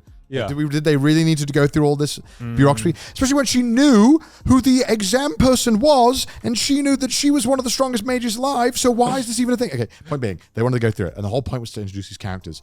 But for all we know, these characters could never turn up again. And it could be a very unsatisfying waste of time. Yeah. There's a lot that is still up in the air about, is this payoff going to be worth it? Which I just don't think it deserves to be considered as like the best show ever. Not yet. Has it set up? Has it laid the foundation to get there? Absolutely. Yeah. Could it easily be one of the best shows, if not the best of all time? Absolutely. If it continues delivering on what it's done, but we're too early in. Yeah, because too early in. The whole charm of Frieren is that it is a show about side quests. But after a certain point, You have to start fucking moving the story. After a certain point, that is going to get boring. That is the story. No, it's not. Oh yeah, I agree. That is the story, and I believe right now, I've seen the whole season of Frieren. I'm like, that is a great concept.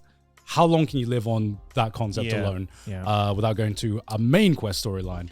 And I think that's why I really, really hope, because they'll probably have to have some kind of conclusion. Some big conclusion, right? How do you conclude it like in a way that's satisfying? You need some kind of big payoff, right? Do you throw in a villain that is, because I don't think the Demon King is. No, it doesn't have to be like sucks. It doesn't have to be like I already know what the payoff is going to be. Yeah, me too. I can imagine this in my head. Frieren gets to the point. But like, it can't just be like side quest, fuck Himmel's ghost. That's it, right? You know what I mean? Like, there has to be some big thing to earn seeing like the ghost, or maybe not having the or at least like tying all the loose ends of all the side quests together into something that makes end it on coherent like a sense. mid-side quest and then be like, then we found Himmel. Yeah. Well, it's what You know what I mean? Sorry it took this long. What you're talking about is there is no big conflict that is which they present. eventually have to set up. Yes. All she needs to do is, find Himmel's ghost or whatever, have an emotional reunion with all of the life lessons that she has now learned. No, she's never going to meet Himmel. Even if she doesn't, even if it's like a One Piece where it's like, oh, is the One Piece real? Is the One Piece real? Himmel is real. Yeah. You can clip this, and in 15 years when the story's done, it'll be Himmel won't be there. Yeah. It'll be like, oh, she had to learn to appreciate the people she was with the whole time. You can't bring back. So that's why these side quests are really worth it, because you can spend the time with the people you love in the moment. That is literally the entire story. And that's all it needs to do. That's all it needs to do. Because if they meet Himmel, then it kind of is like, oh, I guess it didn't really matter that you made all these friends along the way. You can just hang out with them when they're fucking dead. Yeah, and then I was just like, cut to 80 years later, it's like Fern as like a fucking old grandma, now not a fucking child anymore, hopefully, and Frieren goes to meet her, and I'm like, I'm gonna be bawling my fucking eyes out. I'm already picturing the scene. I will bawl my eyes out. Yeah, and I'm just like seeing that, I'm like, that is the emotional payoff. All I need, it's what happens in between that that is really going to be the big I determinant. don't think I'll bowl as much as though when Edward proposed. I bowled quite a lot during that. That was a very sweet proposal. That was a scene, It was a wasn't very it? sweet proposal. Yeah. And tied off that bow nicely. That's why I'm voting for Fullmetal Alchemist Brotherhood. Sorry, Frieren. All right. Bozo. FMA takes it. FMA. Sorry, All right, Frieren. hopefully- Maybe in 5 years, Frieren, you can. It might change. You never know. Might change. I might. Steins Gate versus Attack on Titan. Mid versus mid. I'm joking. I'm kidding. He said that, not me. Joey the anime man too. When we spoke about Steins Gate last time in detail, I think a lot of the people who watched the show went to go and watch it. It was interesting seeing newer fans get into it. Some of them were like, "It wasn't slow at all," and I was like, "Come on now, Come on now. come on, now Fit. boy, come on now, boy, come on, boy, Fit. I know you're lying to me. Nah, I know that ain't the case. I know you might have lost track of time, but it's a long time you just sunk in. Yeah. A show can still be a slow pace and be objectively good. It doesn't make you. I hate this thing when people equate slow burns with like, yes, I'm intelligent. I didn't feel like it was slow at all. Yeah. In fact, for my mental faculties, it really felt on par. AKA, I'm slow. Yes. No, I think this is tough. This is tough. This is this is two very different shows. Is this tough for you guys? It's not tough for me. I know what you're gonna say. Attack on Titan. I know. It's easily Attack on Titan for me. See, But my heart's it's- saying Steins It's Gate. tough because it's like arguing Apple versus go-kart. Like, who did it better? You're like, who did what better? Being the thing that they are, you're like, okay, I guess the orange is more orange and the go-kart's kind of go-karting, you know? Like, I think that it's such a tough comparison, although they are two animes. They both don't even remotely try to deal with the same thing. Nah. No, it's Something not. with But it's you follow your heart and you follow. To me, I just follow. Yeah, to me, I watch entertainment for emotions and. That to me is emotions. That to me is entertainment. What kind of emotions did I feel watching your show? And I would say that's just Attack on Titan, the roller coaster, the apps. Because to me, both of these are roller coasters. Yes. With a lot of twists and turns, a lot of different aspects to their story. And by the end of them, you feel like you are out of breath because of just the fucking journey you went on. But to me, Attack on Titan was the more exhilarating ride. Yeah, I agree. It's kind of hard to argue that Steins Gate wins this one.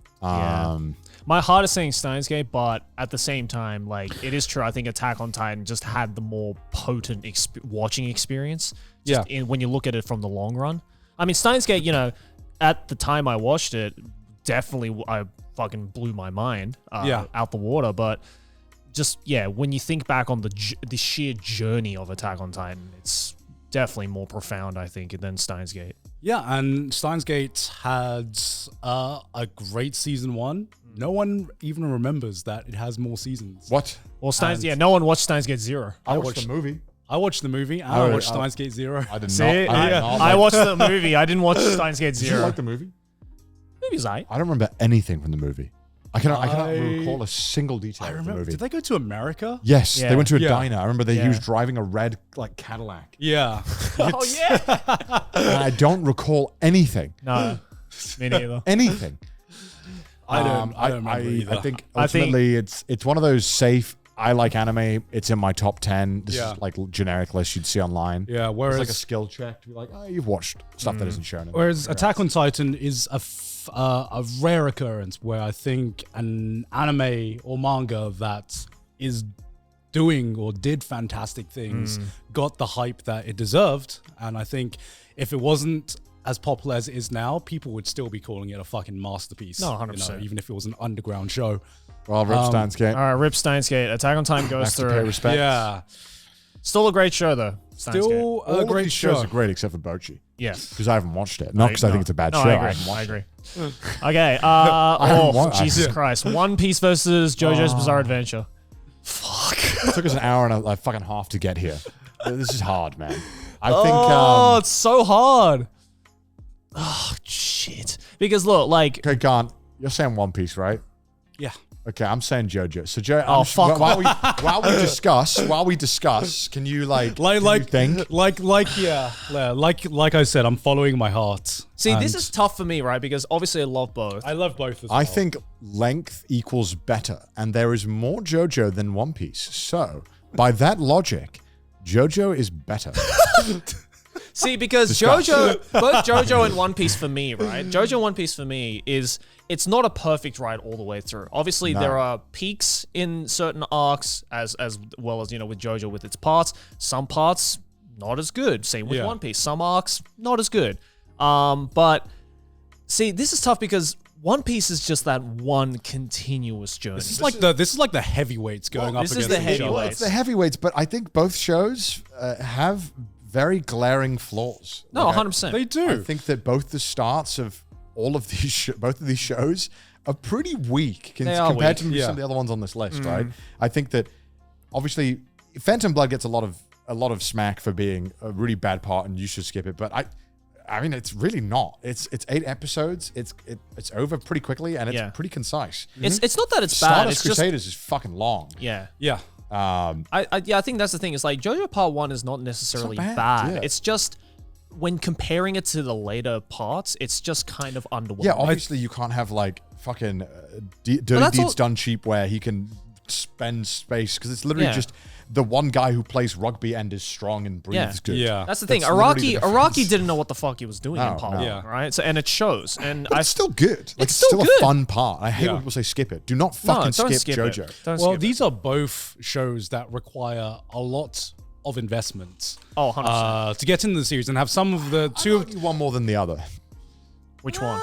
One Piece more? You One reckon? Piece requires more investment. I'm sorry, but the I think One Piece requires more investment because it is one continuous story with a cast you follow the entire time. Whereas One Piece- JoJo gives you kind of like small little breaks, right? Yeah. As it goes from one part to the next. Even though intrinsically, when you look at it from the bigger picture, yes, it is all one giant story in a sense, but you're need constantly shifting your attention with the JoJo parts, whereas with One Piece, you have to stay focused on this one group of characters, and if you lose that focus, then you're just like you're lost. I do enjoy the fact that JoJo's it's almost an exciting thing getting to see the end of a journey and being like, I wonder what the next crew's going to be like. Yeah.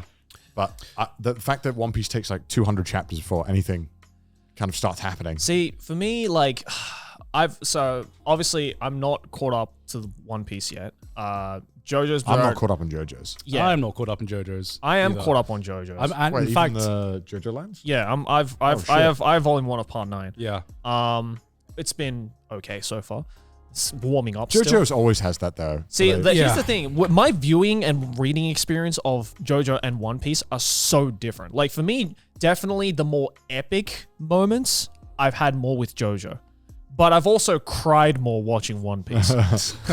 So it's like, which do I rank above the other? It's kind of hard. yeah, I guess because I haven't read all of One Piece yet. So it's hard for me to really argue. Yeah, but you've just- seen some of the peaks. Yeah, of yeah. I mean, obviously, I've read all of Water 7, Yeah. and all of that arc, which is great. So Yeah, good. and you're getting through the Whitebeard War Yeah, arc as well. the Great War, whatever Yeah. it was. And that's also awesome.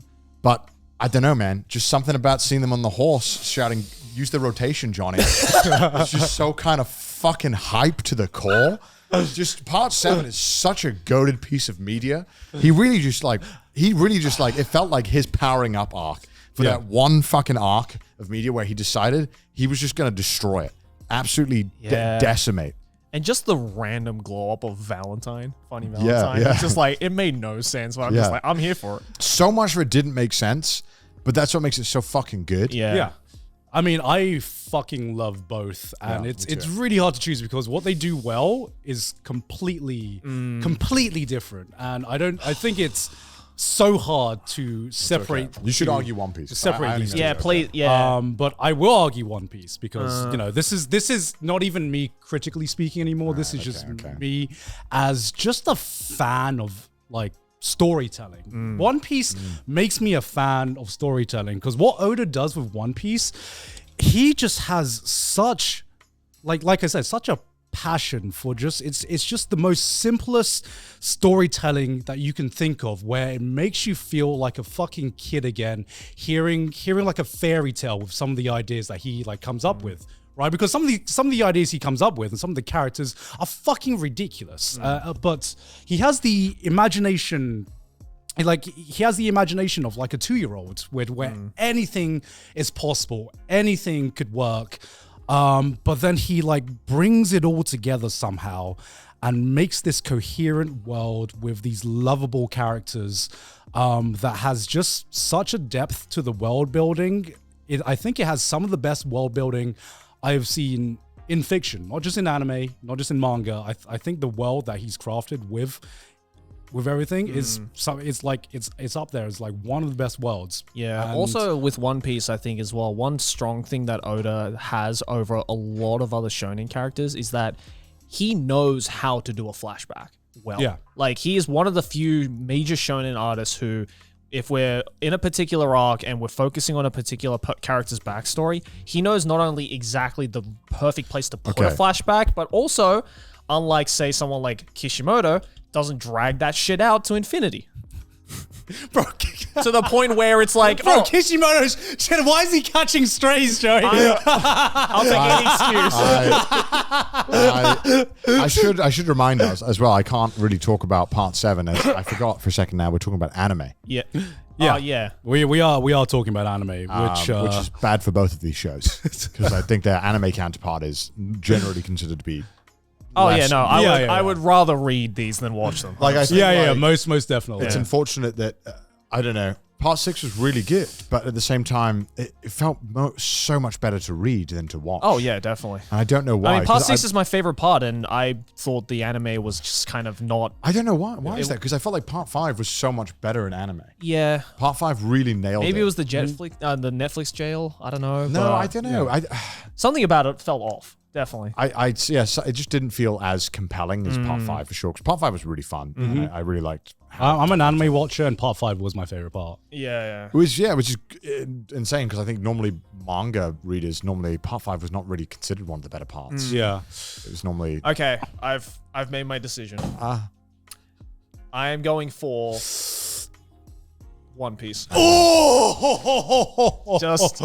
It's so tough. I tried. Yeah. Bros. But one of them will get you laid. Maybe not with the sex you intended, but you will get laid. The other, you will not. Yeah. Is that true? I don't know if anyone's getting laid watching watching either of these ones. So. Judges. I don't think anyone's getting laid watching anything on this list. What are you on about? Me and the other Attack on Titan fans who love genocide will be getting plenty. All right. Let's go round 2 now. We're in the top 8. How long have you been recording for? 134. Well, I think it'll be a lot easier to go. It'll be a lot easier because we won't have to. Okay. By the way, we plan to do multiple anime brackets. Looks like we're gonna have time to only do one. Thanks to too heated. Thanks to our fucking Japanese. Okay. Where should we start? At the bottom again? Let's go to the bottom again. All right. Jujutsu Kaisen versus Made in Abyss. It's Made in Abyss. What? What? It's Made in Abyss. It's Made in Abyss. What? It's Made in Abyss. It's Made in Abyss. No. It's Made in Abyss. It's Made in Abyss. Come on, man. You are getting blinded by the goated animation. No. It's Made in Abyss. You've got the brain rot. You've got the brain rot. Yeah, it's what the Mappa employees would have wanted. Come on. All right, let me ask you, how highly do you actually rate Jujutsu Kaisen compared to like the other shonens that you've seen out there? And take away the whole thing of like, it's because the community is goated or the memes are goated. Take all of that away. Just purely focus on the show. You know, every time we've been bringing up someone said Jujutsu Kaisen, I just keep thinking of that fucking image of Peter Griffin drawn as Gojo saying, "Nah, I'd win." I don't know. My brain is actually irreparably damaged. You've got the brain rot, bro. I'm irreparably. I can't even English. I'm irreparably damaged. Yeah, I can't think. Yeah. Listen, no, I know that you guys think my judgment is being clouded by the amazing animation, and it is. But I would like to remind you that it is that goated and that fun to watch. We have never had such visual cocaine stimulation in human history. Demon Slayer. No, not even. I actually, watching the two, I don't think Demon Slayer is nearly as good. I think Jujutsu Kaisen, I think they're on par, to be honest. I think in terms of like When he started kicking those bunnies, that was it for me. I was like, this is a life-changing I have experience. not. I have nutted. I have nutted. I couldn't believe that. I was like, they did not need to go there. I'm gooning while listening to this free jazz soundtrack. I mean, what I say is in terms of like a visual spectacle, I think that's both, in my humble opinion, both Demon Slayer and Jujutsu Kaisen are about the same level. It's season two. Season 2 of Jujutsu Kaisen may have had more episodes in a row. I will like concede to that. But the big difference is that Demon Slayer has like one style, one kind of like one kind of like visual style, and it is very aesthetic. It's like a cool painting style. Jujutsu Kaisen is just cool. It's just way cooler. It's like it's like Daniel and the cooler Daniel. You know, Yeah. you know, Jujutsu Kaisen has the fucking energy. It has the swag, as you call it, and some of the fights have so much variety in them and different styles. Jujutsu Kaisen definitely has the swag. Don't get me wrong, but Yeah. the Made in Abyss just is an experience that is unlike many other, if not any other, anime that I have seen. Like, it is so incredibly dark and so potent when it comes to that kind of emotion, like that feeling of like hopelessness that you can feel through the characters. Yeah. And it just gave me more of an emotional impact. Yeah. In terms of just pure story. Like, the movie is fucking incredible for Made in Abyss. Yeah, in terms of visual spectacle, Jujutsu Kaisen solos Most of these. pretty much everything Yeah. on the list. In terms of like visual spectacle. Yeah. In terms of anything else, That's about it. I don't know. I don't know. Why does I think this is an unfortunate problem where Jujutsu Kaisen has such good, stronger visuals that everyone just thinks that there is just absolutely nothing else about the show that's good, and I think that's not fair. Like, I think the show is actually like decent. Like, It's not. No, but everyone acts like it's like the story is much better than Demon Slayer, and Demon Slayer is so fucking Tell me how. boring. How? I'm not fucking falling asleep every goddamn episode. Because they're fighting every episode. Thank God for that. Thank God for that. I'm asking from a story perspective. What do you think makes it better than? Well, I don't. Okay, listen. I'm Fisco boom. I'm not good at this whole talking thing. No, when there's downtime in Jujutsu Kaisen, which is in the second season was rare. There was no downtime. Yeah, there is never any downtime. Yeah, but the only downtime we had is when that girl was sleeping with her little brother, which was kind of weird to include that. Felt like that was not. Felt like that was not necessary. Did feel like that was a little strange. Yeah. That was some kind of domain expansion I didn't anticipate. They're expanding something else. Yeah, something got a domain expanded. Yeah. But I generally didn't mind when the characters were just hanging out and doing their own thing, because the characters felt strong enough to be able to carry themselves and be interesting outside of the fighting. I think it's almost. Boomst. I genuinely like all the characters in Jujutsu Really? Kaisen. Yeah, I didn't mind when they were hanging out in school and talking and bantering, especially, in the first season, I felt like I genuinely liked the banter. It felt a bit like, I don't know, it felt way more realistic than, I guess, Demon Slayer to some extent. Yeah, I mean, Demon Slayer, the big problem with Demon Slayer is that I Like, they have a fucking generally, day trip to Harajuku. like, I generally don't really like the core cast of Demon Slayer as much as I do Jujutsu Kaisen, but that's not so much of just like the character development that they've gotten. It's more of just like, I just think Tanjiro is way too much of a goody two shoe good boy. Yeah. I don't mind Tanjiro. It's just how the poor man is stuck in the most boring story of all time. He's just like the Sonic of that universe. It's just like, yeah, gotta go. Well, Sonic has more personality. That's fair too. And like, to me, Jujutsu Kaisen has always just been like a little bit edgier. It's like when you It always had a little bit of edge, but it kind of like dialed it up a lot this season. Oh, it definitely did. But like, that's why I made it so good, because it had this kind of like happy-go-lucky vibe in the first season, where like, all the problems will always get fixed at the end of the day. Yeah. We got Gojo Sensei who fixes everything, and if he doesn't, we'll try our best. Yeah, but that's the basic shonen formula. Yeah, but that's why I liked that they were willing to like throw that all out. And even though they told you from the start, right? They were like, look, this guy's fucking dangerous. We probably shouldn't keep this guy around. Yeah, And but like, we kept him around. like in the same way, like for example, I don't really know what makes Yuji tick. Like Yuji? Yeah. I mean, he seems like a cool guy, but he's just on that grind. Like when there was the moment in season 2 of Jujutsu Kaisen when he went through this big,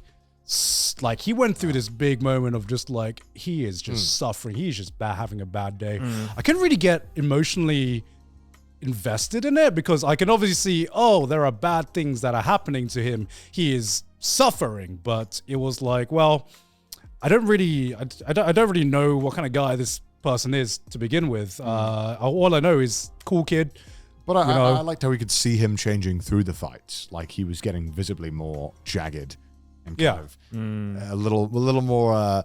Those edges are being added to the smooth ball that was once there. Yeah, I really liked that aspect of his character. Like you don't need that to be conveyed through 15 fucking flashbacks, which I'm tired of. No, you don't need it to be conveyed through 15 fucking flashbacks. But I feel thank you for quoting. Yeah. I feel like I barely really knew the character or like any of the characters. In fact, my favorite arc in Jujutsu Kaisen from a storytelling perspective was the Gojo flashback arc.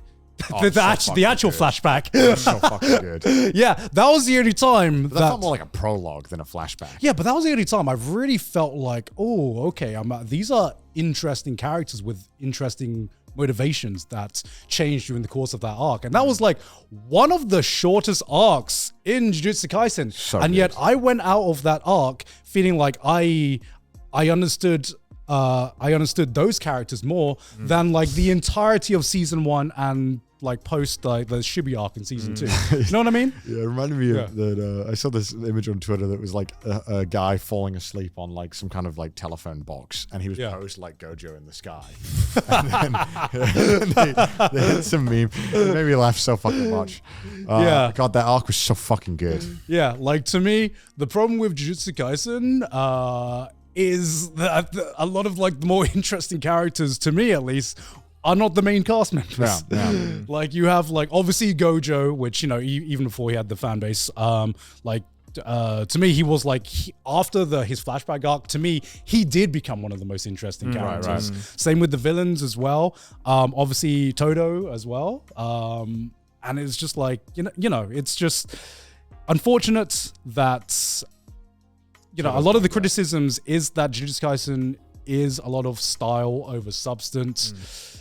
And and not enough has been presented to me within the anime for me to go against that argument. It is very stylistic. It is so stylistic. Yeah.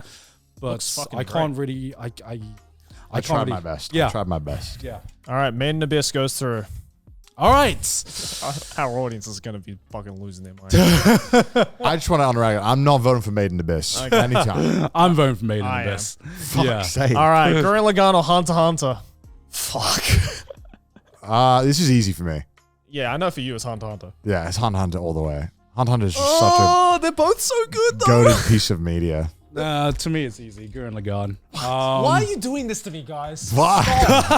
Every time with Why is it Gurren Lagann over Hunter x Hunter? Explain yourself. Because I think Mob Psycho is a better show than Hunter x Hunter. Oh, and Gurren Lagann. What? Yes. Wait, what? No, I like Hunter x Hunter. I don't know if I agree with you on I like Hunter. I think Hunter x Hunter is probably my favorite anime of all time. It's absolutely goated. From start to the best shonen, flat out. How do you know it hasn't finished? It doesn't even. This is like Frieren. We're only at the prologue. They only just got to the main continent. Anyone who thinks Hunter x Hunter is finishing is an absolute fool. It's not finishing. All right, you should lock in and understand that. So now that we can look at it objectively, that Hunter x Hunter is over. All right, which it is. Yeah, which it is. It's not ending. And even if let's say he comes back. Yeah, there's no possible way you can wrap this up in the amount of time that this human has. Yeah. So looking at it, like even then, without a goated ending, which I've used to argue other shows here, it's like a detriment. Hunter x Hunter's such a strong package that it doesn't even need an ending to be one of the best things of all time. Right. Full stop. Like it's Berserk. just that good. Yeah, like Berserk. Like I don't think Berserk, people would argue that Berserk is less because it doesn't have an ending. I think a lot of people have come to terms with why it doesn't have an ending. I think that people appreciate the fact that sometimes shows don't have endings rather than half-baked shitty ones. Right? Well, I think that it is almost helpful because then you can wonder. You can be like, where would it go? Well, What would I this think character the interact with? difference between Hunter x Hunter and Frieren is that there a different- feels like there's a natural ending that you would be like emotionally satisfied with, which is before the Dark Continent arc. You know what I mean? Yeah. That feels like And also the different lengths of time. Like, Yeah. Like the Hunter x Hunter at that point has gone on for a lot longer story-wise than Yeah. Frieren has. yeah. To me, this is like Unga Bunga monkey brain talking now, which is like Gurren Lagann, like I said. Oh, fucking hell. Why don't we just put Akamega Kill on here then while we're at it? You know, just 'cause- fucking put that up here. No, What? because- You because did we you dropped did that not just immediately. say that. We would drop that immediately. Did you just compare Alchemist Kill to Gurren Lagann? How dare you? How I just dare can't you? believe How that you are dare you think it's shut, you cut and dry that How Hunter x Hunter dare you? beats Gurren Lagann here. Like, to me, Gurren Lagann and Mob Psycho was a harder choice. Obviously, I fucking love Hunter x Hunter. It is fucking fantastic. It's like it's a hard choice, so tough. I made it but- in 0.1 seconds. But like, yeah, I made it. I made it in 0.1 seconds because to me, I do hold Mob Psycho in personally a higher regard than Hunter x Hunter. So the hard choice was made on the previous choice for me. I just think there is so many more highs in Hunter x Hunter. Because it's longer. Because it's longer. Because it's longer. But I think even- But the highs that Gurren Lagann reaches, to me, are untouched. Yeah, he makes a point. Untouched. No, I disagree. Disagree. I'm sorry. Are you gonna pretend you disrespect Netero like that? Yes, Are you yes. disrespecting Yes, Netero I like do. that? I'm sorry. The entire arc of the Phantom Troop, which was goated. Oh, it was goated. Even the Hunter exam, even though it's considered one of the weaker arcs, is so fucking good. So good. It's setting what a great way of setting up a ton of characters at once. You know, I would dare say one of the greatest animes of all time. Frieren copied the Hunter exam, but worse. All right, listen. Yeah, as to quote Goku, yeah, nice hacks, Nen ability, and great written characters. Now check this shit out. Are we forgetting that? Yeah, like we said, Nen is. We've all agreed is the best power system in any anime. I totally agree with you. I agree. Are we forgetting you Gon's are arc? Are we forgetting Gon's arc? I would argue better. Connor, better you than are- that little piece of shit in Gurren Lagann, who I don't even know his name. I forgot his arc. Simon. Simon? What are you, Lion King? Get over yourself, buddy. No. All right, listen. Let's be honest. All right, here. Joey. All right, listen. I am. Gone with long hair. Remember? Yeah. I am, and have always been a quality over quantity man. So I'm gonna have to go Gurren Lagann. Oh my You are doing this to spite me. You are a moron, Because sir. there are just as many highs, if not more highs, in Hunter x Hunter than Gurren Lagann. Better But quality. Better there quality are highs. more lows in Hunter x Hunter than Gurren Lagann. No, that is not true Yes. at all. The entire fucking auction house arc was boring as shit. I like the auction house No, I arc. don't understand why people like that arc. I don't know. Wait, is this how I win What the with fuck? a take that I just outrageously disagree with? I don't understand why people like that arc. I thought it was so boring. What? That There's was not like a- one of the. There's You mean not a single fucking arc I dislike? Also, does Gurren Lagann have a character that uses the bong? I thought you would vote for the show with the bong. What the fuck, Joey? His No, Nen he's ability- goated. His Nen ability is that he fucking rips bongs. Yeah, dude. that's sick as fuck. What the fuck? I love it. There's a fucking octopus that is like a sniper dude who's like, yeah, I've seen some shit. This That is fucking objectively way better than Simone being like, oh man, my friend died. So what? Gon fucking sacrificed everything for his friend. yeah. So does Simon. Yeah, but he didn't have to sacrifice shit. He got a mech made for him on other people's hard labor and then went to space and threw it all away. I mean, to be fair, this for me, this lineup, it was believe just this. as hard as Can't One fucking Piece and believe JoJo. this. So it was one or the other. But I just had more fun watching Gurren Lagann, man. Can't believe Yeah, it's you got to go with your heart, man. I'm going with my heart. It's Again, Gurren the Lagann. mind says my Hunter x Hunter, the heart says Gurren Yeah. Lagann. All right, Um, FMA and Vinland Saga. Fuck, it's not going to get easier, is it? Well, no, that's why it's a tournament arc, Joey. it's easy for fucking him whenever FMA appears. Yeah. He can just ignore it. Yeah. He can just be like, I see nothing. Yep. It'll get hard for me when we reach the next one. All right, but I'm going to be first to make a decision this time. I'm saying Vinland Saga. I was going to say Vinland Saga. Okay. Only because I'm biased. Because of Askeladd. I had a better. Well, let me ask you guys: does FMA do anything better than Vinland Saga? Doesn't do Welsh people better. Because I'd argue not a lot. Yeah, because we're putting them head to head. Does FMA, obviously one of the most critically acclaimed anime of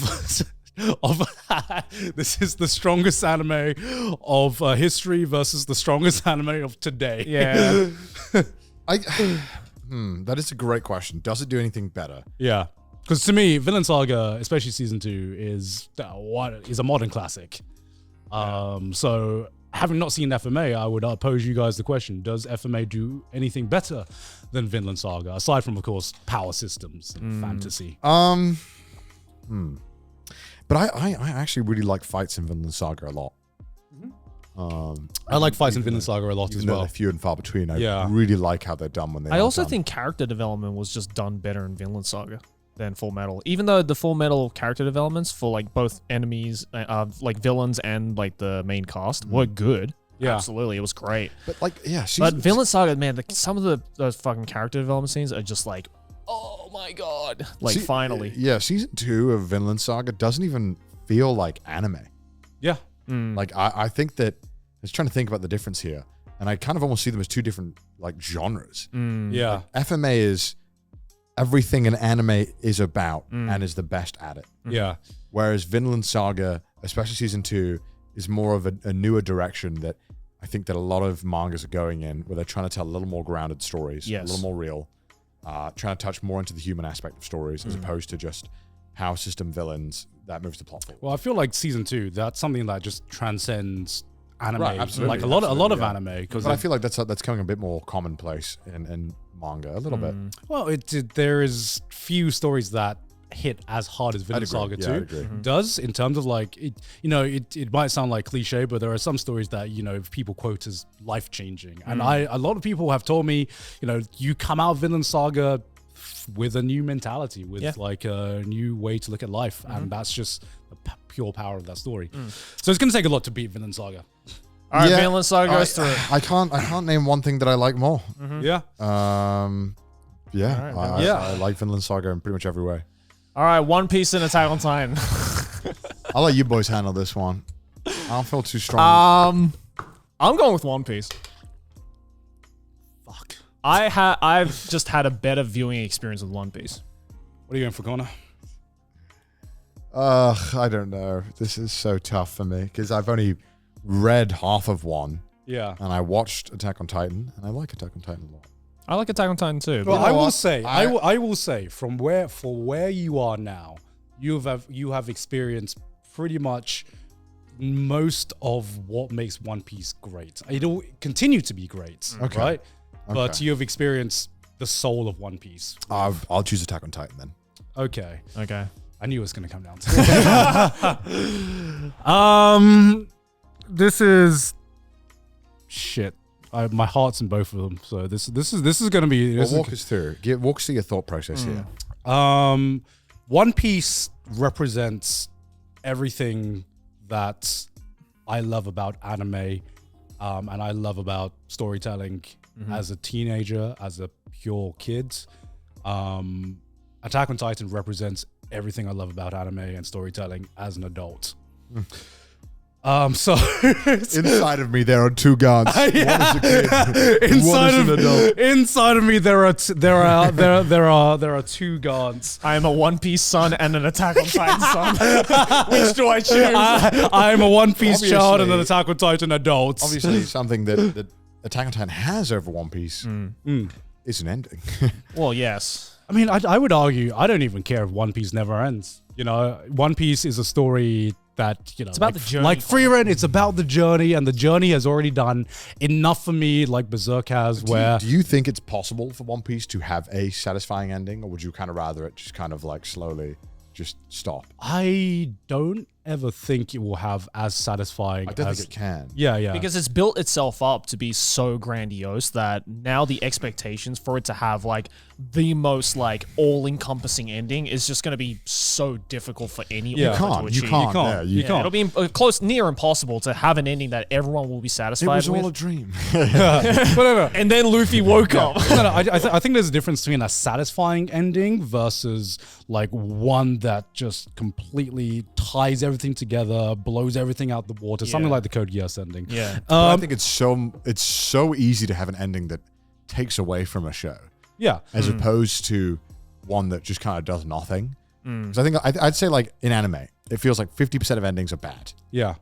40% don't really do anything. But they don't really add or take away from what you've experienced up to that point. And I think that's going to be 10%. One Piece. Yeah, I think I hope One Piece will be in that camp. Obviously, it's like a fucking Jenga tower of pieces that have all been stacked. You can't figure out how to make this all come down cleanly. I mean, it doesn't have to, because with the One Piece to me is like all about legacy, you know, especially, you know, with what Roger did to start the new legacy of like the pirate age.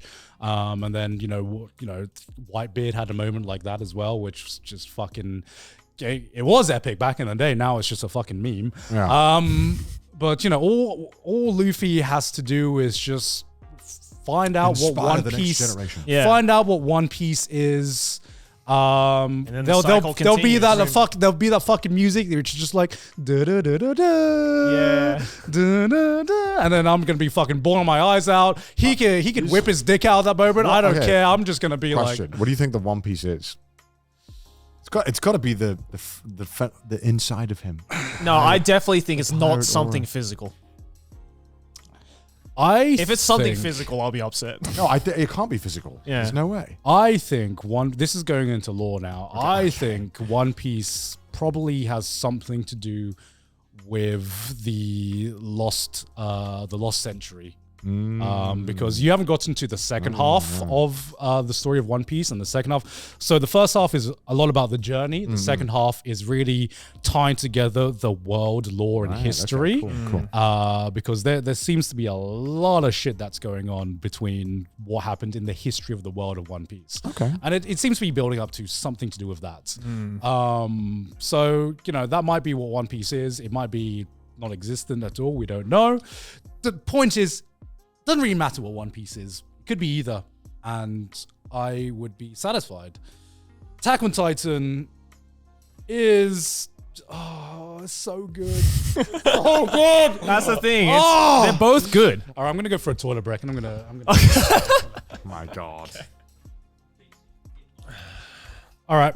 All right, made my decision. Gaunt has come back from his toilet break. He has made a decision. It's One Piece. Oh my. My man, let's go. What a cop-out answer. I just think had to think about it, and I think One Piece is going to stick with me for slightly longer than Attack on Titan has. But, Yeah. I Okay. fired Attack on Titan fans. I tried. We're in the top 4. my childhood one. Yeah, we're in the top 4 now. Made in Abyss and Gurren Lagann. Fuck. Oh. Do I want? Is this easy? It is. Do not I easy want for me. adrenaline or depression? Yeah. What do I want here? What do I want? Because for me, right, I'm thinking about this in the long term. Okay, well, Connor's gonna pick Gurren Lagann. Yeah. Even Yeah. though I'm pissed off that it should have been Hunter x Hunter here. Fine. I'm thinking about this in the long run, right? Both of these shows are going to stick with me for a very, very long time. Both of these shows, in terms of the emotions that they conjure up, Yeah. are the peak. Yes. Of those emotions. Yes. Oh. So I'm gonna keep this simple. I like being happy. I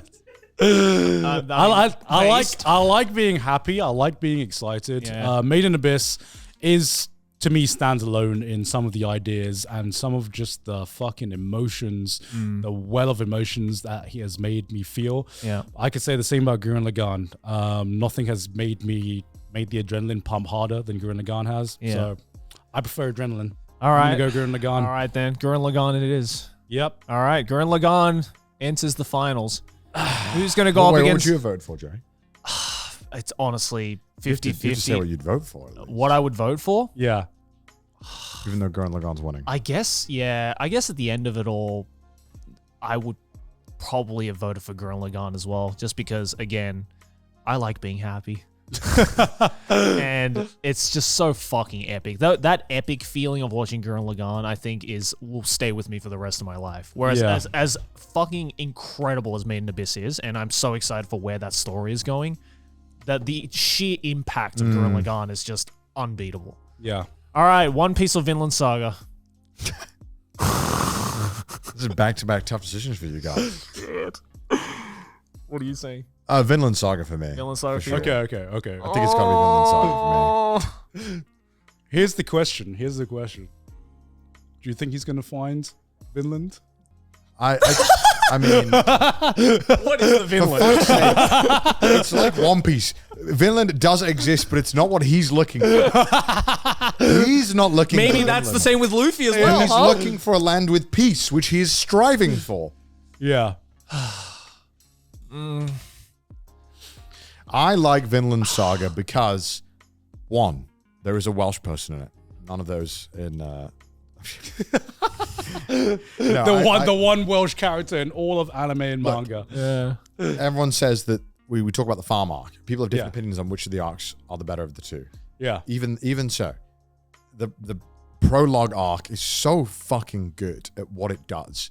And then for it to completely 180 in tone, theme, but still be so compelling, if not more compelling, and hit higher heights, is just something that I think so many authors would be absolutely terrified to even attempt, let alone pull off. Yeah. I don't think we've ever seen, this isn't a common thing that happens. When it has happened, it's just normally out of crashes and burns, right? It's out of desperation. Yeah. So the fact that we got two different styles of storytelling to advance one character and a set of characters is something so cool and really interesting. And at the core message of it, it was, how do you grow up as a human being? What is it that matters to you? What is it that you're really living for? And how can you impact the people around you as well as improving yourself and maybe realizing what it is that you really want in a world that maybe doesn't allow that. Yeah, but they did that with Robin in One Piece. Yeah, but it wasn't nearly as good. I don't know, man.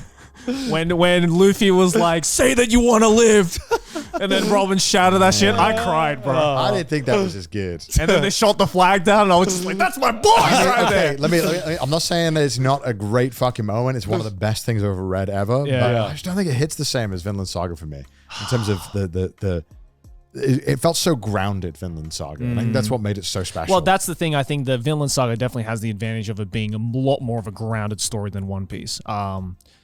But man, One Piece has not made me change my outlook on life. I'll just say that much. right. But Vinland Saga has. I wish for more violence now. You know what? I do have enemies. I became a Jujutsu Kaisen fan. Did not watch season 2. I love violence. Got busy. All right. I'm going One Piece.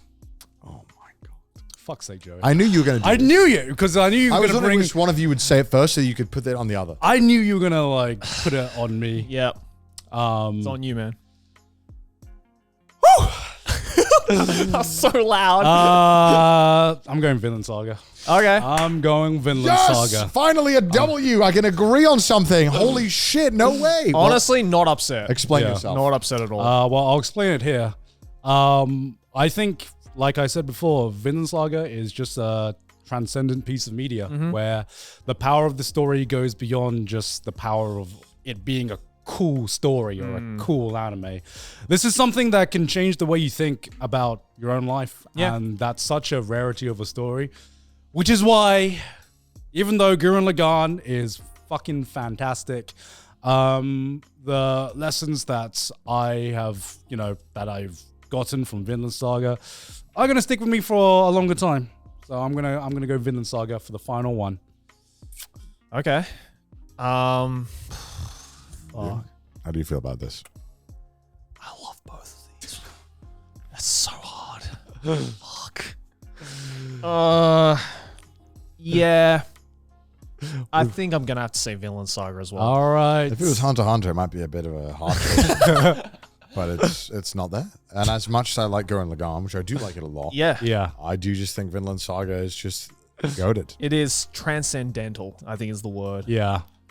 So Vinland congratulations, Saga is the winner. Vinland Saga, for being the winner of the Trash Taste tournament arc. We What a go. planned to do 2 or 3 brackets in this podcast episode. But, We got heated, bro. But we got heated, and this took way longer than we thought it was going to take. So there you go, guys. Check it out on screen right there. That's what we think. Let me know, or let us know, what you guys thought down in the comments below. Did we get some things wrong? Did we get some things right? Be interesting to know. And if you want to join in on the next one of these like bracket episodes, because we're probably going to do more, then you can do so by going over to our Patreon, patreon.com/trashtaste. By the way, every single week we do Patreon exclusive content as well. There's a brand new one for you guys that you can go watch right after this episode. Mudan, play the clip. What are those Tetris blocks in the sky? Oh, those are clouds. Bruh. What the fuck? Wait, dude, do you see that? What the fuck's that? Wait, what? There's a... Never mind. Must be seeing things. But hey, if you want to check that out, as well as, again, joining us in future Patreon or Trash Taste videos like this, then head on over to patreon.com/trashtaste. Also follow us on Twitter, send us memes on the subreddit, and if you hate our face, listen to us on Spotify. Man, I'm tired after that. Me too. That's Yeah. a hard debate. That was emotionally draining. I can't believe Vinland Saga won it. I didn't actually think it was going to take it all. Yeah, it was tough, but like I think I didn't know what was going to win, but the more we started arguing, the more I kind of realized what I really value. Yeah. I kind of learned a lot about myself actually, about like what do I value in a story if I have to pit 2 of my favorite shows against each other. Yeah. But some of these were literally like pick between my children. I was like, this is hard. It's just hard. Speaks to the level of quality of Vinland Saga, even though it isn't finished. Yeah. And it was managed to tell such a compelling story. Yeah, it's interesting because I feel if you asked me on a different day, this might have ended up being very different. I thought I was like One Piece till I die, and then I was like, nah, Vinland Saga kind of takes it. Yeah, it does. But we will see you guys next time. Bye.